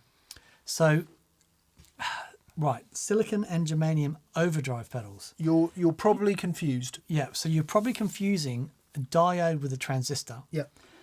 The silicon, there are silicon diodes and germanium diodes, and they have different forward voltages, and different breaking up characteristics. Generally, they're in the feedback loop or directly after a gain stage, and that's basically your signal goes in, and the diodes will clip. It causes the signal. The signal won't go up past the forward voltage of those diodes, and it'll give a rounding of the edges, and that's what gives you your distortion. There's a big difference between that and a germanium or silicon transistor in a fuzz pedal. Now, I mean, so what's really interesting is if you have a look at the fuzz show that came out last week, and we built two fuzzers, one was germanium and one was silicon, and yes, they're different because we could A/B between them really quickly. And just to reiterate, that is a silicon or Transistor. germanium transistor, which Yeah. is creating the gain, creating the volume lift and creating the overdrive. Whereas the diode is not doing that. No. You've got an op-amp, an IC. Op-amp or gain stage, just exactly producing the gain, and then all the diodes are doing are the clipping. Whereas the transistor is the transistor, if you can imagine, is what's in this scenario. It's an amplification device, but it's being amplified beyond what it can do cleanly, and then the breakup of that as it's amplified beyond its gain range, as the signal coming in is pushed into it is beyond its gain range, then that's the sound of that transistor. So the magic germanium diodes are the ones that were used in the Klon, and everyone, it was said that the reason the Klon was so great is because it had these magic germanium clipping diodes. Well, that's really only a really tiny part of that story, partly because a lot of people don't run it with any gain anyway. Secondly, the rest of the Klon circuit is pretty spectacularly interesting and responsible for why it sounds so good. Then I far be it from me to be cynical, I do wonder if a bunch of manufacturers kind of got on a bit of a marketing spiel and said, this one's germanium diodes. Yeah. Because germanium is basically, it's a trigger word for guitar players, It right? is. So the Archer is a great example. J-Rocket had great success with the Archer, which is a Klon type overdrive, very similar circuit. They then did the Icon, which was voiced differently, but they've done a GE one. Okay. With special magic germanium clipping diodes. It would be really interesting to get them next to each other and just have a listen to how different they sound. So to put that into perspective, if you've got a Tube Screamer, a Blues Breaker, and the Archer, they're all going to sound radically different. Yep. If you get the Archer with the germanium and the Archer with the whatever the other clipping diodes are, they're going to sound minutely different. Totally. The thing is, if you hear them back to back in the same circuit, I'd be really surprised if any difference that you hear would be substantial, because there's so much more about that circuit than those diodes. And in any overdrive pedal that uses diodes for the clipping, the tone stack is the thing that makes the most difference. All of which is a really long way around saying, on your list of things that are important to you in your overdrive pedal, whether it's got silicon or germanium clipping diodes, it is probably quite a long way down the list. Yeah. So I wouldn't worry about it too much. It's not a choice that's going to alter the way that you hear the pedal. You know what I mean? Yeah. You're not going to listen to a Greer Lightspeed and go, I really liked it, but I didn't get it because it didn't have germanium. What will make more difference is whether it's symmetrical or asymmetrical or no clipping at all. So quite a lot of overdrive pedals, I say quite a lot, a number of overdrive pedals have got a little switch on. which will give you the option to have symmetrical, asymmetrical, or no clipping Or at take all. the diodes out completely the circuit. Yeah, and usually it doesn't matter what it is. I usually prefer it with no diodes at all. Exactly the same. Because it's the biggest headroom. And Yep. Anyway, hope that helps and isn't too confusing. Rumbling Groover says, I've got the same 63 custom shop telly pickup and it's 6K. Oh, really? Yeah. Oh, cool. That is interesting. I mean, that is low for a telly pickup. Yeah, nice. Right, where are we? Mr. Avila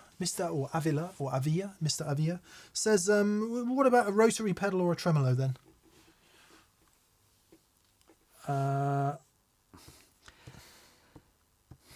Both.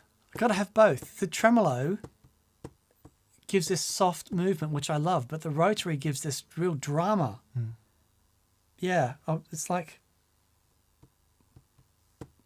what would you like, a Telecaster or another Telecaster? I have to have both. Push comes to shove, I'd go tremolo, because I think I can use that in more environments. But for sheer like, oh my god, that sounds awesome moments, I'd go for the rotary.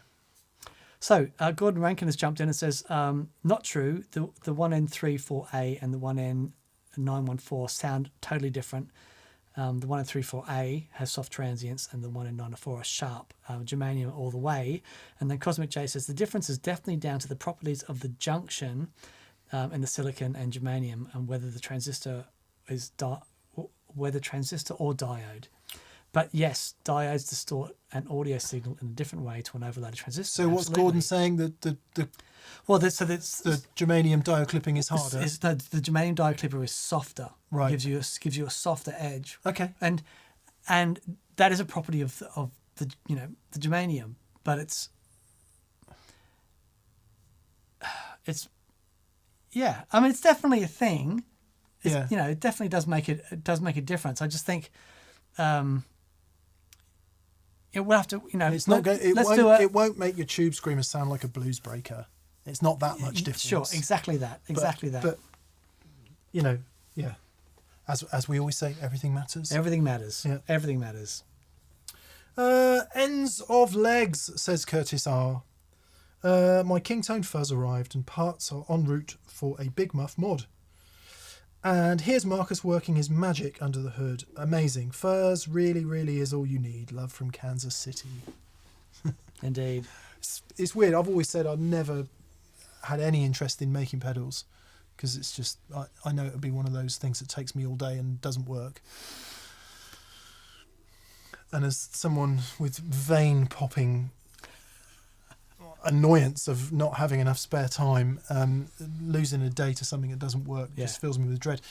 Having done that with Marcus, I'm like, actually, I'm going to build one because I want to build one and put the bias control on and a couple of other things. I've got an idea, right? We build a fuzz, 4-knob fuzz, one for the input load, one for the bias. Basically a sun face there. Basically, yeah. But we use something like if we use FETs, Okay. right? We call it the Fez face. I have a picture of the Fez on it. I like it. Fell Fez. There you go. You heard it here first, people. That Nice one, fun. Curtis. Good luck with that, with those mods. Brandon Whitley says, odd question here. A friend is looking at pickup rings and is into the minutiae on the different materials. Why does this or does this not matter? Pickup rings, Yeah. as in the rings around the pickup in my Les Paul. Yeah, there's a deep world on this, and so in many ways that you can spot fakey bursts, for example, is the different materials they use and the different shapes and the different tooling marks. Some of them take on a bit of the colour, all that kind of stuff. I met somebody once who was into faking 59 pickup rings. No. Yeah. I mean, they're all out there, aren't they, the fakers? Fakers is one way to put it, and then genuine reproduction parts marked as such is quite another. Right. And that's why it's important, because Is it Bakelite? no, not on Les Pauls, I don't think. Okay. I think it's some kind of plastic. Let's have a look. So the only pickup covers I know, well, famously the original 54 Strat pickups were a Bakelite-like material. I Right. don't know if it was actually Bakelite, but it was a Bakelite-like material that cracked. Okay. So when you see pictures of those early 54 Strats with the broken pickup covers, it's because it was that brittle material, and they were slightly more rounded. They're a different profile. Then they changed Okay. them, Interesting. and then they didn't break quite so much. Yeah. So I don't know. I'm not going to Google it. You can let us know. But that's why it's important, is because it's vintage correct, and there's lots of people into making their. There's quite a, I say big. There's a reasonable movement of people who take standards from later and try and make them as originally correct as possible, including refinishing them, replacing the truss rod, doing all kinds of things to try and make it exactly as those 58 to 60 bursts were. Yep. That's why it's important, if you care. So that's the pickup rings, and then the pickup covers is a whole other thing. They were a specific shape, Right. etc. Yeah. Kira and Gina want to know, thinking of going wet dry with a Tone Master Deluxe, Fender Rumble 100 bass combo, and a Simmons DA50 electronic drum combo amp. Any thoughts? Electronic drum combo. I've got an awesome tangent for you. Go on. The guy I bought my last car off, his uncle invented the Simmons drums. No way. True. Do, do, do, do, do, do, do, do. Yeah. Fantastic. I think it was either his dad or his uncle, and I think it was his uncle. No reason at all why you wouldn't do that. We would say make the Tone Master Deluxe the dry amp, because that's the one, it being a digital modelling amp. Actually, the Rumble 100 may well be a digital modelling amp as well. You will get a bit of latency. Giving you a bit of phase Yeah. issues. So any digital modelling amp will have latency, and one of the important things, if you're running stereo or wet dry, if the wet amps have any dry signal at all, you'll have a phase problem. So it might be that the Rumble and the Tone Master are your wet amps, and the Simmons is the dry one. Experiment. What you're going to end up with is 3 jack plugs, 2 wet, 1 dry. Just swap them around willy-nilly and see which works the best. It's fun though. Doing Yeah, that stuff massive fun. is so much fun. If you're going true wet, dry, wet, and your dry signal has no wet in it and your wet signal has no dry in it, it doesn't matter quite so much. Yeah, because you expect the delayed sound. If the center amplifier has got your direct sound, you can delay and everything to the outside too, and it'll be fine. There's no phase coalescence or whatever between the amplifiers because they're receiving different signals. But if you've got, if they're all receiving the same signal, then that's when you'll have issues. One thing to just be aware of, if you are going to do that, it gets challenging because then you have to have things in parallel. Because if you want to have delay and reverb, you can't really have your delay like a wet delay going into a wet reverb. You know what I mean? So you'd have to have them in parallel with the dry signal and then kill the dry. That's how they used to do it. I much prefer just having a bit of, dry in there, and keeping everything in series. Yeah. But it's however you do it, it's fun. Draw a diagram. Draw a diagram. My head gets quickly confused, and then when I draw a diagram, it's like, oh, okay, that makes sense. Yeah. And imagine your signal's like flowing water. And if you imagine your signal is flowing water and ending up at the amp, don't put water in your amp. That's very good. I find that helps visualize what's actually happening with signal path. Yeah. Good luck. Good luck. Happy Go Lucky says thank you for the Kincaid videos. You're so welcome. Those were so inspiring, and Happy New Year. Oh, thank you, Matt, and Happy New Year to you. I concur, Happy. So Holly Golightly's brother. Ran's there. Hello, Ran. He says, Legends, Happy 22 from Israel. Greatly enjoyed the TPS Masters Week. Here's to many more. Also, do you have any thoughts on Novo guitars? Here's to a year overflowing with music, gigs and friendship TPS style. All the Novo guitars I've played, which I think in some total is 2, have been flippin' phenomenal. Yeah, likewise. Yeah. Some things I've liked about all the Novo guitars I've played. I'm just double checking that I am talking about the thing I think I'm talking about. That's that thing that Zach Mythos brought, isn't it? Yes, that guitar. Everyone I've played has been super light and super resonant and has mojo in spades. Yeah. So a lot of the guitars that Dan and I like are sort of modern, custom shop Fenders and Gibsons. And straight off the bat, they all need a bit of work. Yep. They all need a bit of setup work. They all need a bit of personalising. They all need a bit of playing in. Every Novo I've played has just been like, yes. Which is only about 5 guitars in total, to be honest. Well, I've only done 2, but they've been exceptional. Yeah. And Dennis Fano Yeah. of Novo Guitars, also massive XTC fan. And I remember he made a guitar for Andy Partridge. I'm not sure I think he made one for Dave Gregory as well. But also, that endeared him to my heart as well. Yeah, nice. Vibas Patil, hello Vibas. Hey Vibas. He says, gents, I've been considering a 335 or similar for some time. Can you talk about the durability of guitars in this style? I've played Strats all my life and I'm concerned that these guitars could be too delicate. Interesting. There on any Gibson, doesn't matter what it is, there's one particular delicate part that's the story of many repairs, and it is this joint here. Because the headstock leans back at 17 degrees, what happens is the guitar falls over, the headstock snaps off, and you get a lovely big snap mark here, and you'll see loads and loads of Gibsons that have been repaired. That's the bit that's most vulnerable, so you just need to be careful about that. Much less of a problem on a Fender, because when it hits the deck, the body hits the deck, and it doesn't require the headstock to hit the deck. Similarly, they can break in cases that way as well. Right.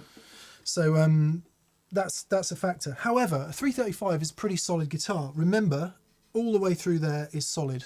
Yeah, right. So it's not like an acoustic guitar, which is subject to tensions on a soundboard, which is,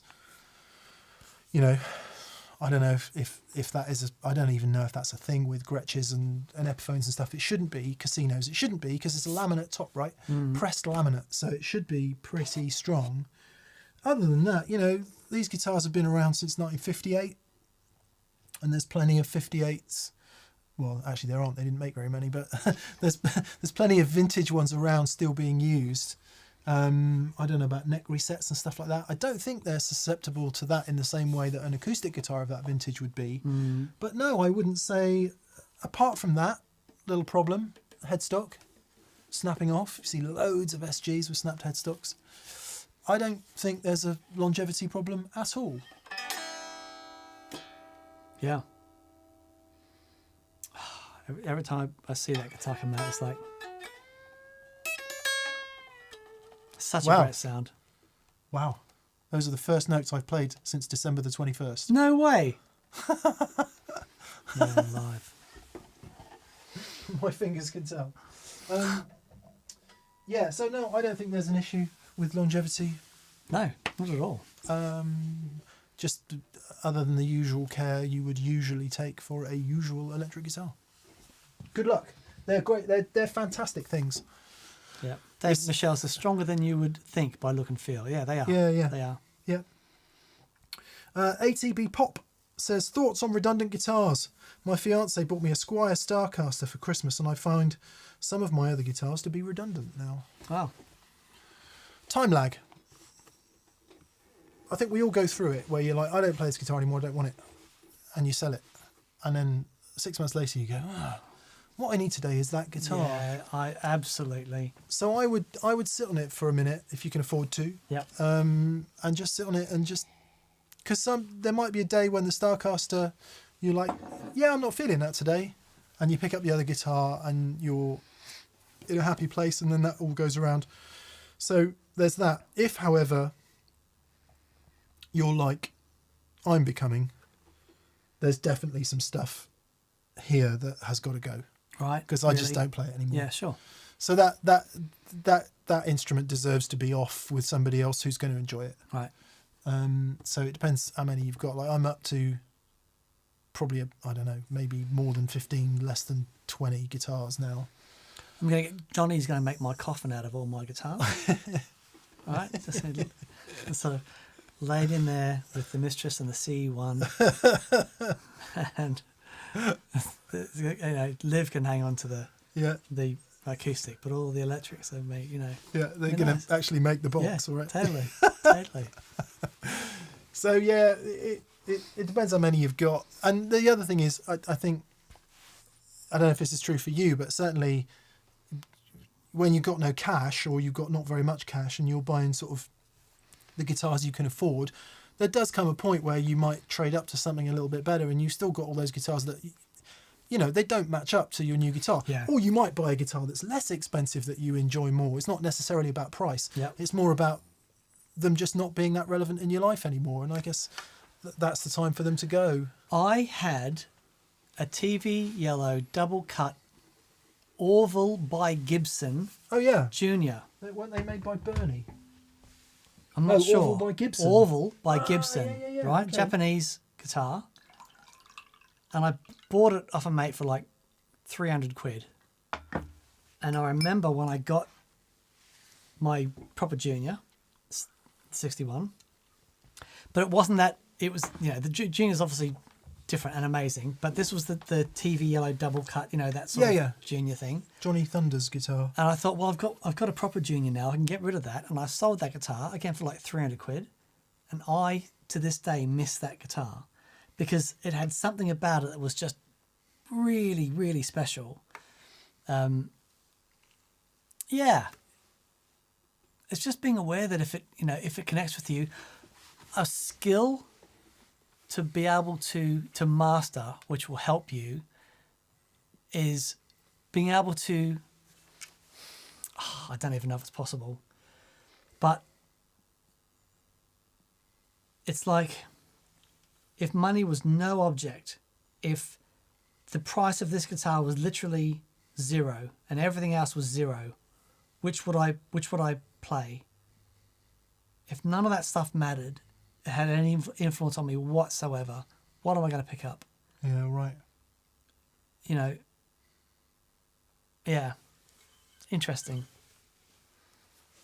I still pick this up. I watched a really old on BBC 4, for those of you who can get BBC 4 in the world on iPlayer. They have some really great music documentaries. And if there's nothing to watch on TV, I'll usually just have a quick search in the music documentary bit on BBC 4. And I came up across a series called Blues at the BBC. I thought, that's interesting. There's some mid-80s Buddy Guy performances and stuff like that, which is really cool, actually. Anyway, there's this documentary I watched. And it was interesting in so many ways, because it was talking a lot about things like racism and stuff, but it was talking about them in the mid-80s, so the whole context was quite different. Yeah.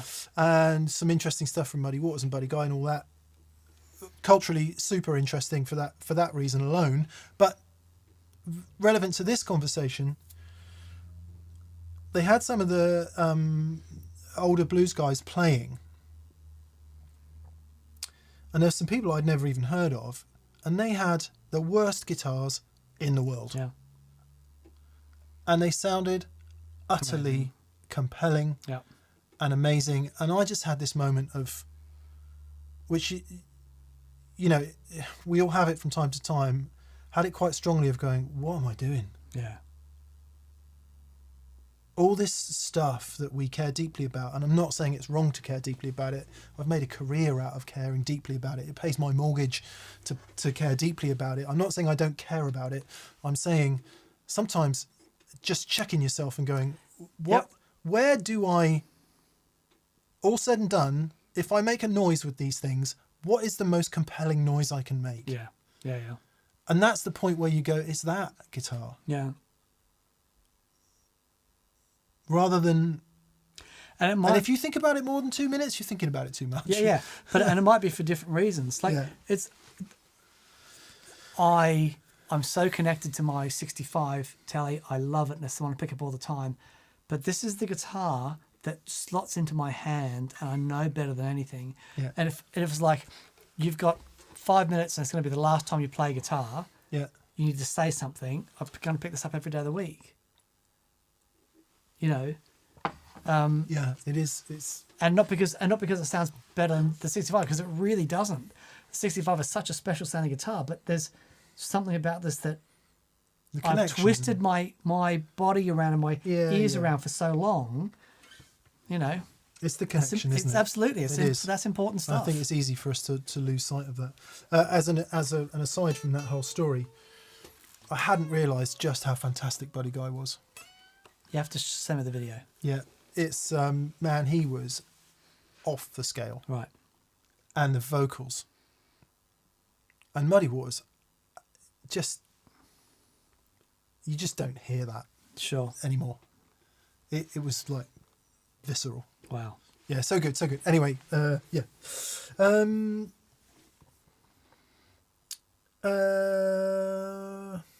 Lee Candace says, I remember Michael Lee Firkins playing a Yamaha Pacifica and sounding unbelievable. So I had that, I'm not sure which album it was, but the album of Michael Lee Firkins playing his Pacifica, there was this big thing on the front of the album that said, there are no keyboards on this album. It was all done. And we did the same thing with Tin Spirits. I said, I want to put a thing on there that says there are no keys on this album. It was all done by guitars.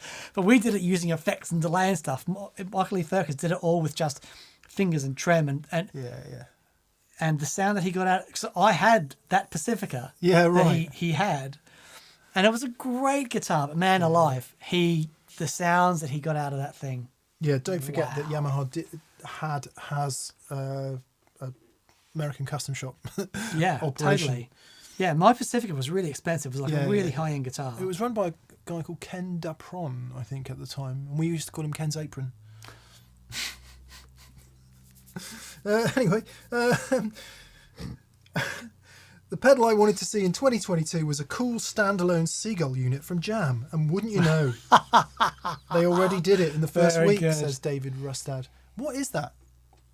I saw the It's Instagram. basically, so if you take a wah pedal Yeah, and you plug the output of your guitar into the output of the wah pedal, right, and you take the input of the wah pedal and you plug that into your amplifier, right. you turn the wah pedal on, you put it in a certain frequency, and then you use your tone control, you get this oscillation, and then you connect that with some delay, and you get a sound of seagulls. And it's the sound, it's on Animals, I think, and sound David Gilmour uses. Oh, no way. But obviously it was just discovered by accident. I mean, how do you discover that, right? Well, you just plug the wire back to front, Dude that's plugs it all the way fine. back to front, but yeah. how do you discover that gives you the oscillation Because that you need go, to get? this isn't working. Oh. Fish and chips twice, please. Very good. Yeah. But that's the thing. That's I built a unit for whose rig was it? It was Reeves Cabrels. no, it was it was a unit for they were doing a Floyd thing, and basically it was a true bypass loop that put his wah pedal in that you could hit the switch and it would simply flip the in and wow. out. And so he could get that sound Yeah. with his wah pedal, and then hit the switch again and then go back to being a normal wah pedal. How cool. Yeah. In normal circumstances, Gilmore aside, I would say, who the hell wants that? But having watched Yanis do his solo performance where he does the looping and jamming I and will stuff, never forget that night. it makes sense. The guy is just so unbelievably creative in the most magical way, and you can see how that would come out of that place. That band was musically one of the most unique experiences I've ever had.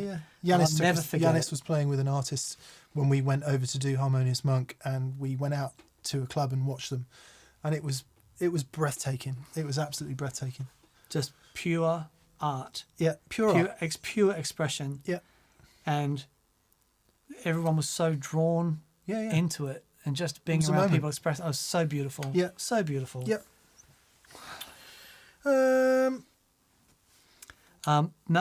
Bonici says it's Echoes. Yes, Vincent Paul Echoes. Right, that's the The Pink Floyd track. Pink Floyd track. Yeah. Edved796 says, Mick, any updates on the vintage Strat search? I got a 66 recently and it's the best guitar I've ever had. And I'm a Les Paul guy. Love you guys.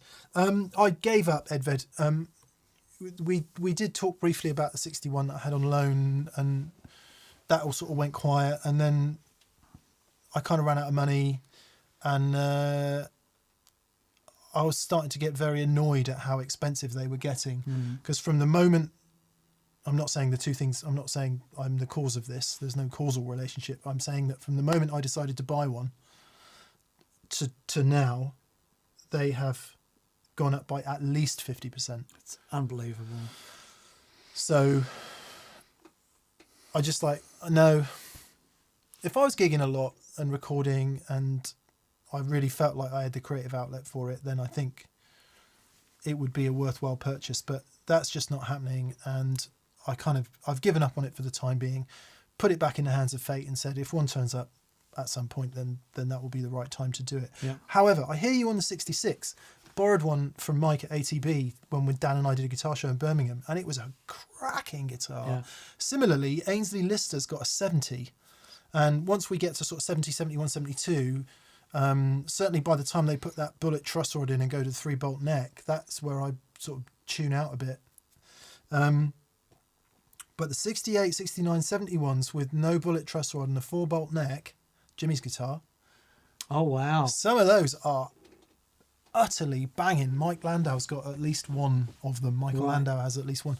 And Ainsley's weighs nothing. And Seriously? he had it refinished in nitro because they'd moved to...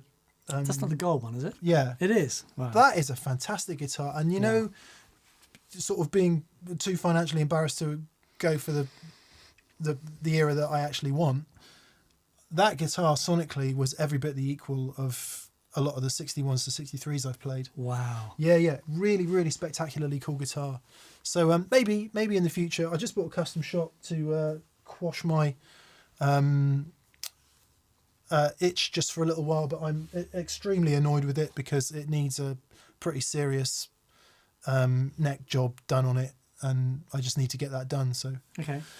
it's driving me crazy. So I just need to take it to somebody who understands these things. And all the people who buy Andersons and Sirs and Exotics and McMulls are going, you idiot, why didn't you just get a proper guitar in the first place? And there's a bit of me that agrees with you. Right. Because they come all set up and bang. Yeah. So, but I also think what's happened is it was sat on the wall in Andertons for over a year. Okay. And it's moved around a bit. And it's come in here, which is, you know, whatever. And I just think it's moved. It just needs a fret dress. It needs a truss rod sorting out.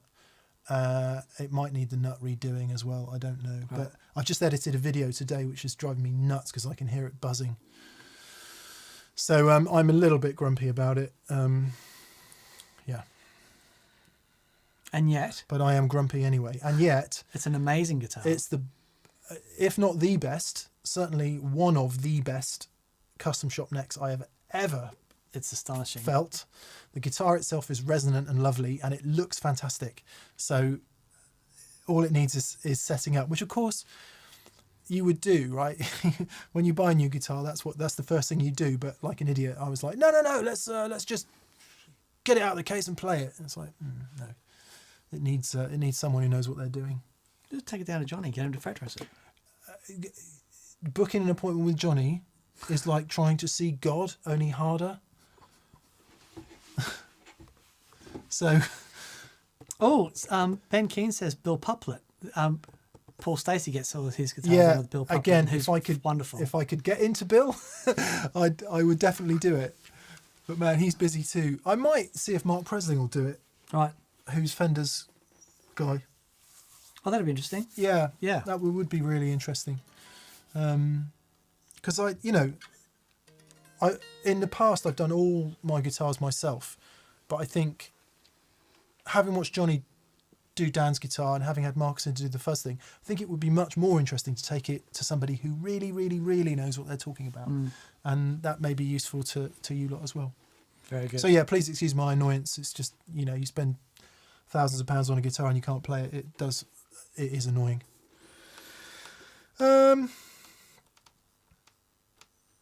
I've just got a gently used soul food and I'm in love, says Christopher LP. Nice. Yeah, electroharmonic soul food. I bought Dave Gregory one of those for Christmas many years ago. Nice. And he still uses it today and he absolutely loves it. They're great pedals. Yeah. Klon, right? Yeah. Yeah. Klon-esque. Yeah, bit darker from what I remember. Yep. Noah Bottimer. Hello, Noah. He says, I love the latest episode. Marcus is fantastic. And you all captured the fun of building so well. A very musical 2022 to you, Leggins, says Thank Noah. you, mate. Thank you. Thanks, Noah. Right, let's see where we are then, Danny boy. Oh, Danny boy. Tobias, Tobias, that's very kind. Tobias Pasquet says, hey, Dan, when will we hear some new music? By the way, I'm still listening to the 2 Tin Spirits records on repeat. I love your playing, mates. Thank you, Tobias. That's very kind. So the EP will be out at some point this year. I don't know. I want to get mine done, and then I am going to hound Mick until he gets something similar done. What done? An EP of some description. Yeah. I know. No way. I've told you, I haven't even touched a guitar since the 21st of December. Actually, no See way. now, I get quite grumpy because sitting here with Mick every day listening to him play guitar and his singing voice and the way he writes songs and everything, it's like, man, but I'd have to give up my job to get that. it done. Yeah. And anyway. Dwayne Delario says, Mick, I had neck issues with the brand new custom shop P bass and I had major neck problems. Get Fender on the phone, they need to cover the costs. Dwayne, there's no major problem with it. It just needs fret dress and a setup. Yeah. And it might just need a setup, to be fair. I haven't even got a straight edge on the frets to have a look yet. I was going to do that today. There's no problem with it, don't get me wrong. It's just it needs a setup, which is not unusual for any new guitar. Totally. Yeah. Okay. I think that's us. Just make sure we will say thank you to BV. Thank you, BV. You're a legend. Um, And thank you for everyone for joining us. We've had generally over 1,000 people sat on with us for most of the show today. Yeah. Our first VCQ back in 2022. I'd like to say sorry for being a bit grumpy today. Yeah, I but don't think you've been grumpy. we're among friends, and I hope we can share our Totally. feelings with one another. It's cathartic and helpful. So thank you. Yeah. I've tried to keep my noodling down to a bare minimum Yeah. today because it doesn't bother me. I know it I know bothers it bothers the a people. lot of people. Yeah.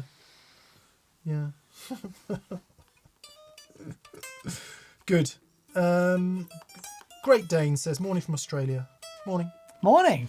The just for a bit of controversy, whoever the dude in Australia is dealing with Djokovic's case this morning was being interviewed on Radio 4 this morning. For those of you who don't know, famous tennis player Novak Djokovic is having some visa issues vis-a-vis COVID because he's trying to go to play the Australian Open, and whatever you think about that, it doesn't matter. But the guy's like, look, mate. And he's like he's the official, like the guy in the government responsible for this. And the guy on Radio 4 is like, so tell me what's happening with Mr. Djokovic's visa in his best RP possible. And the Australian's like, mate, look, in Australia, what it is like, we got these visas and that, and you just can't come in. Because in Australia, if a normal Australian citizen is there trying to get in the country and they won't let him in, we can't let him in either. He's not Australian. I had to stop. He actually said Australia. Oh, man. That's very good. Yeah. That's very good. Anyway, so there you go. On that light-hearted note. Your Australian accent's better than mine. David Michelle says, I quit smoking while I had COVID a month ago. I'm grumpy. Well done. Well done. Good on you, David. We hope you feel better soon once you get over that Surely it'll be a good thing in the long run. Think of the money you save and you can spend on guitars. There you go. There you go. Very good. All right. Thanks for being with us, everyone. Yeah, thank you, everyone. We'll see you on Friday for a show entitled Forget Overdrive. What about a nice clean sound? There you go. Very good. Yeah, and Like it. if you can get past my buzzing Strat without wanting to punch the screen, good on you, because I can't.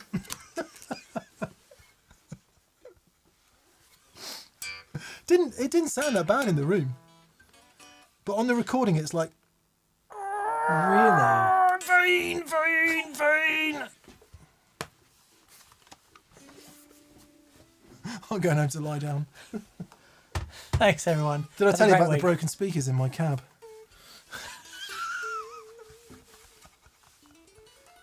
These are 21st century problems, people.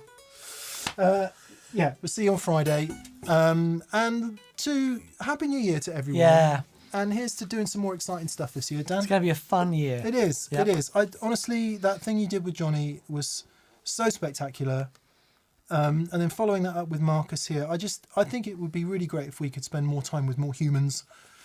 I concur. sir. Viri notwithstanding. Yep. The motion is passed. The eyes have it. Good. Right. Play us out then, Dan.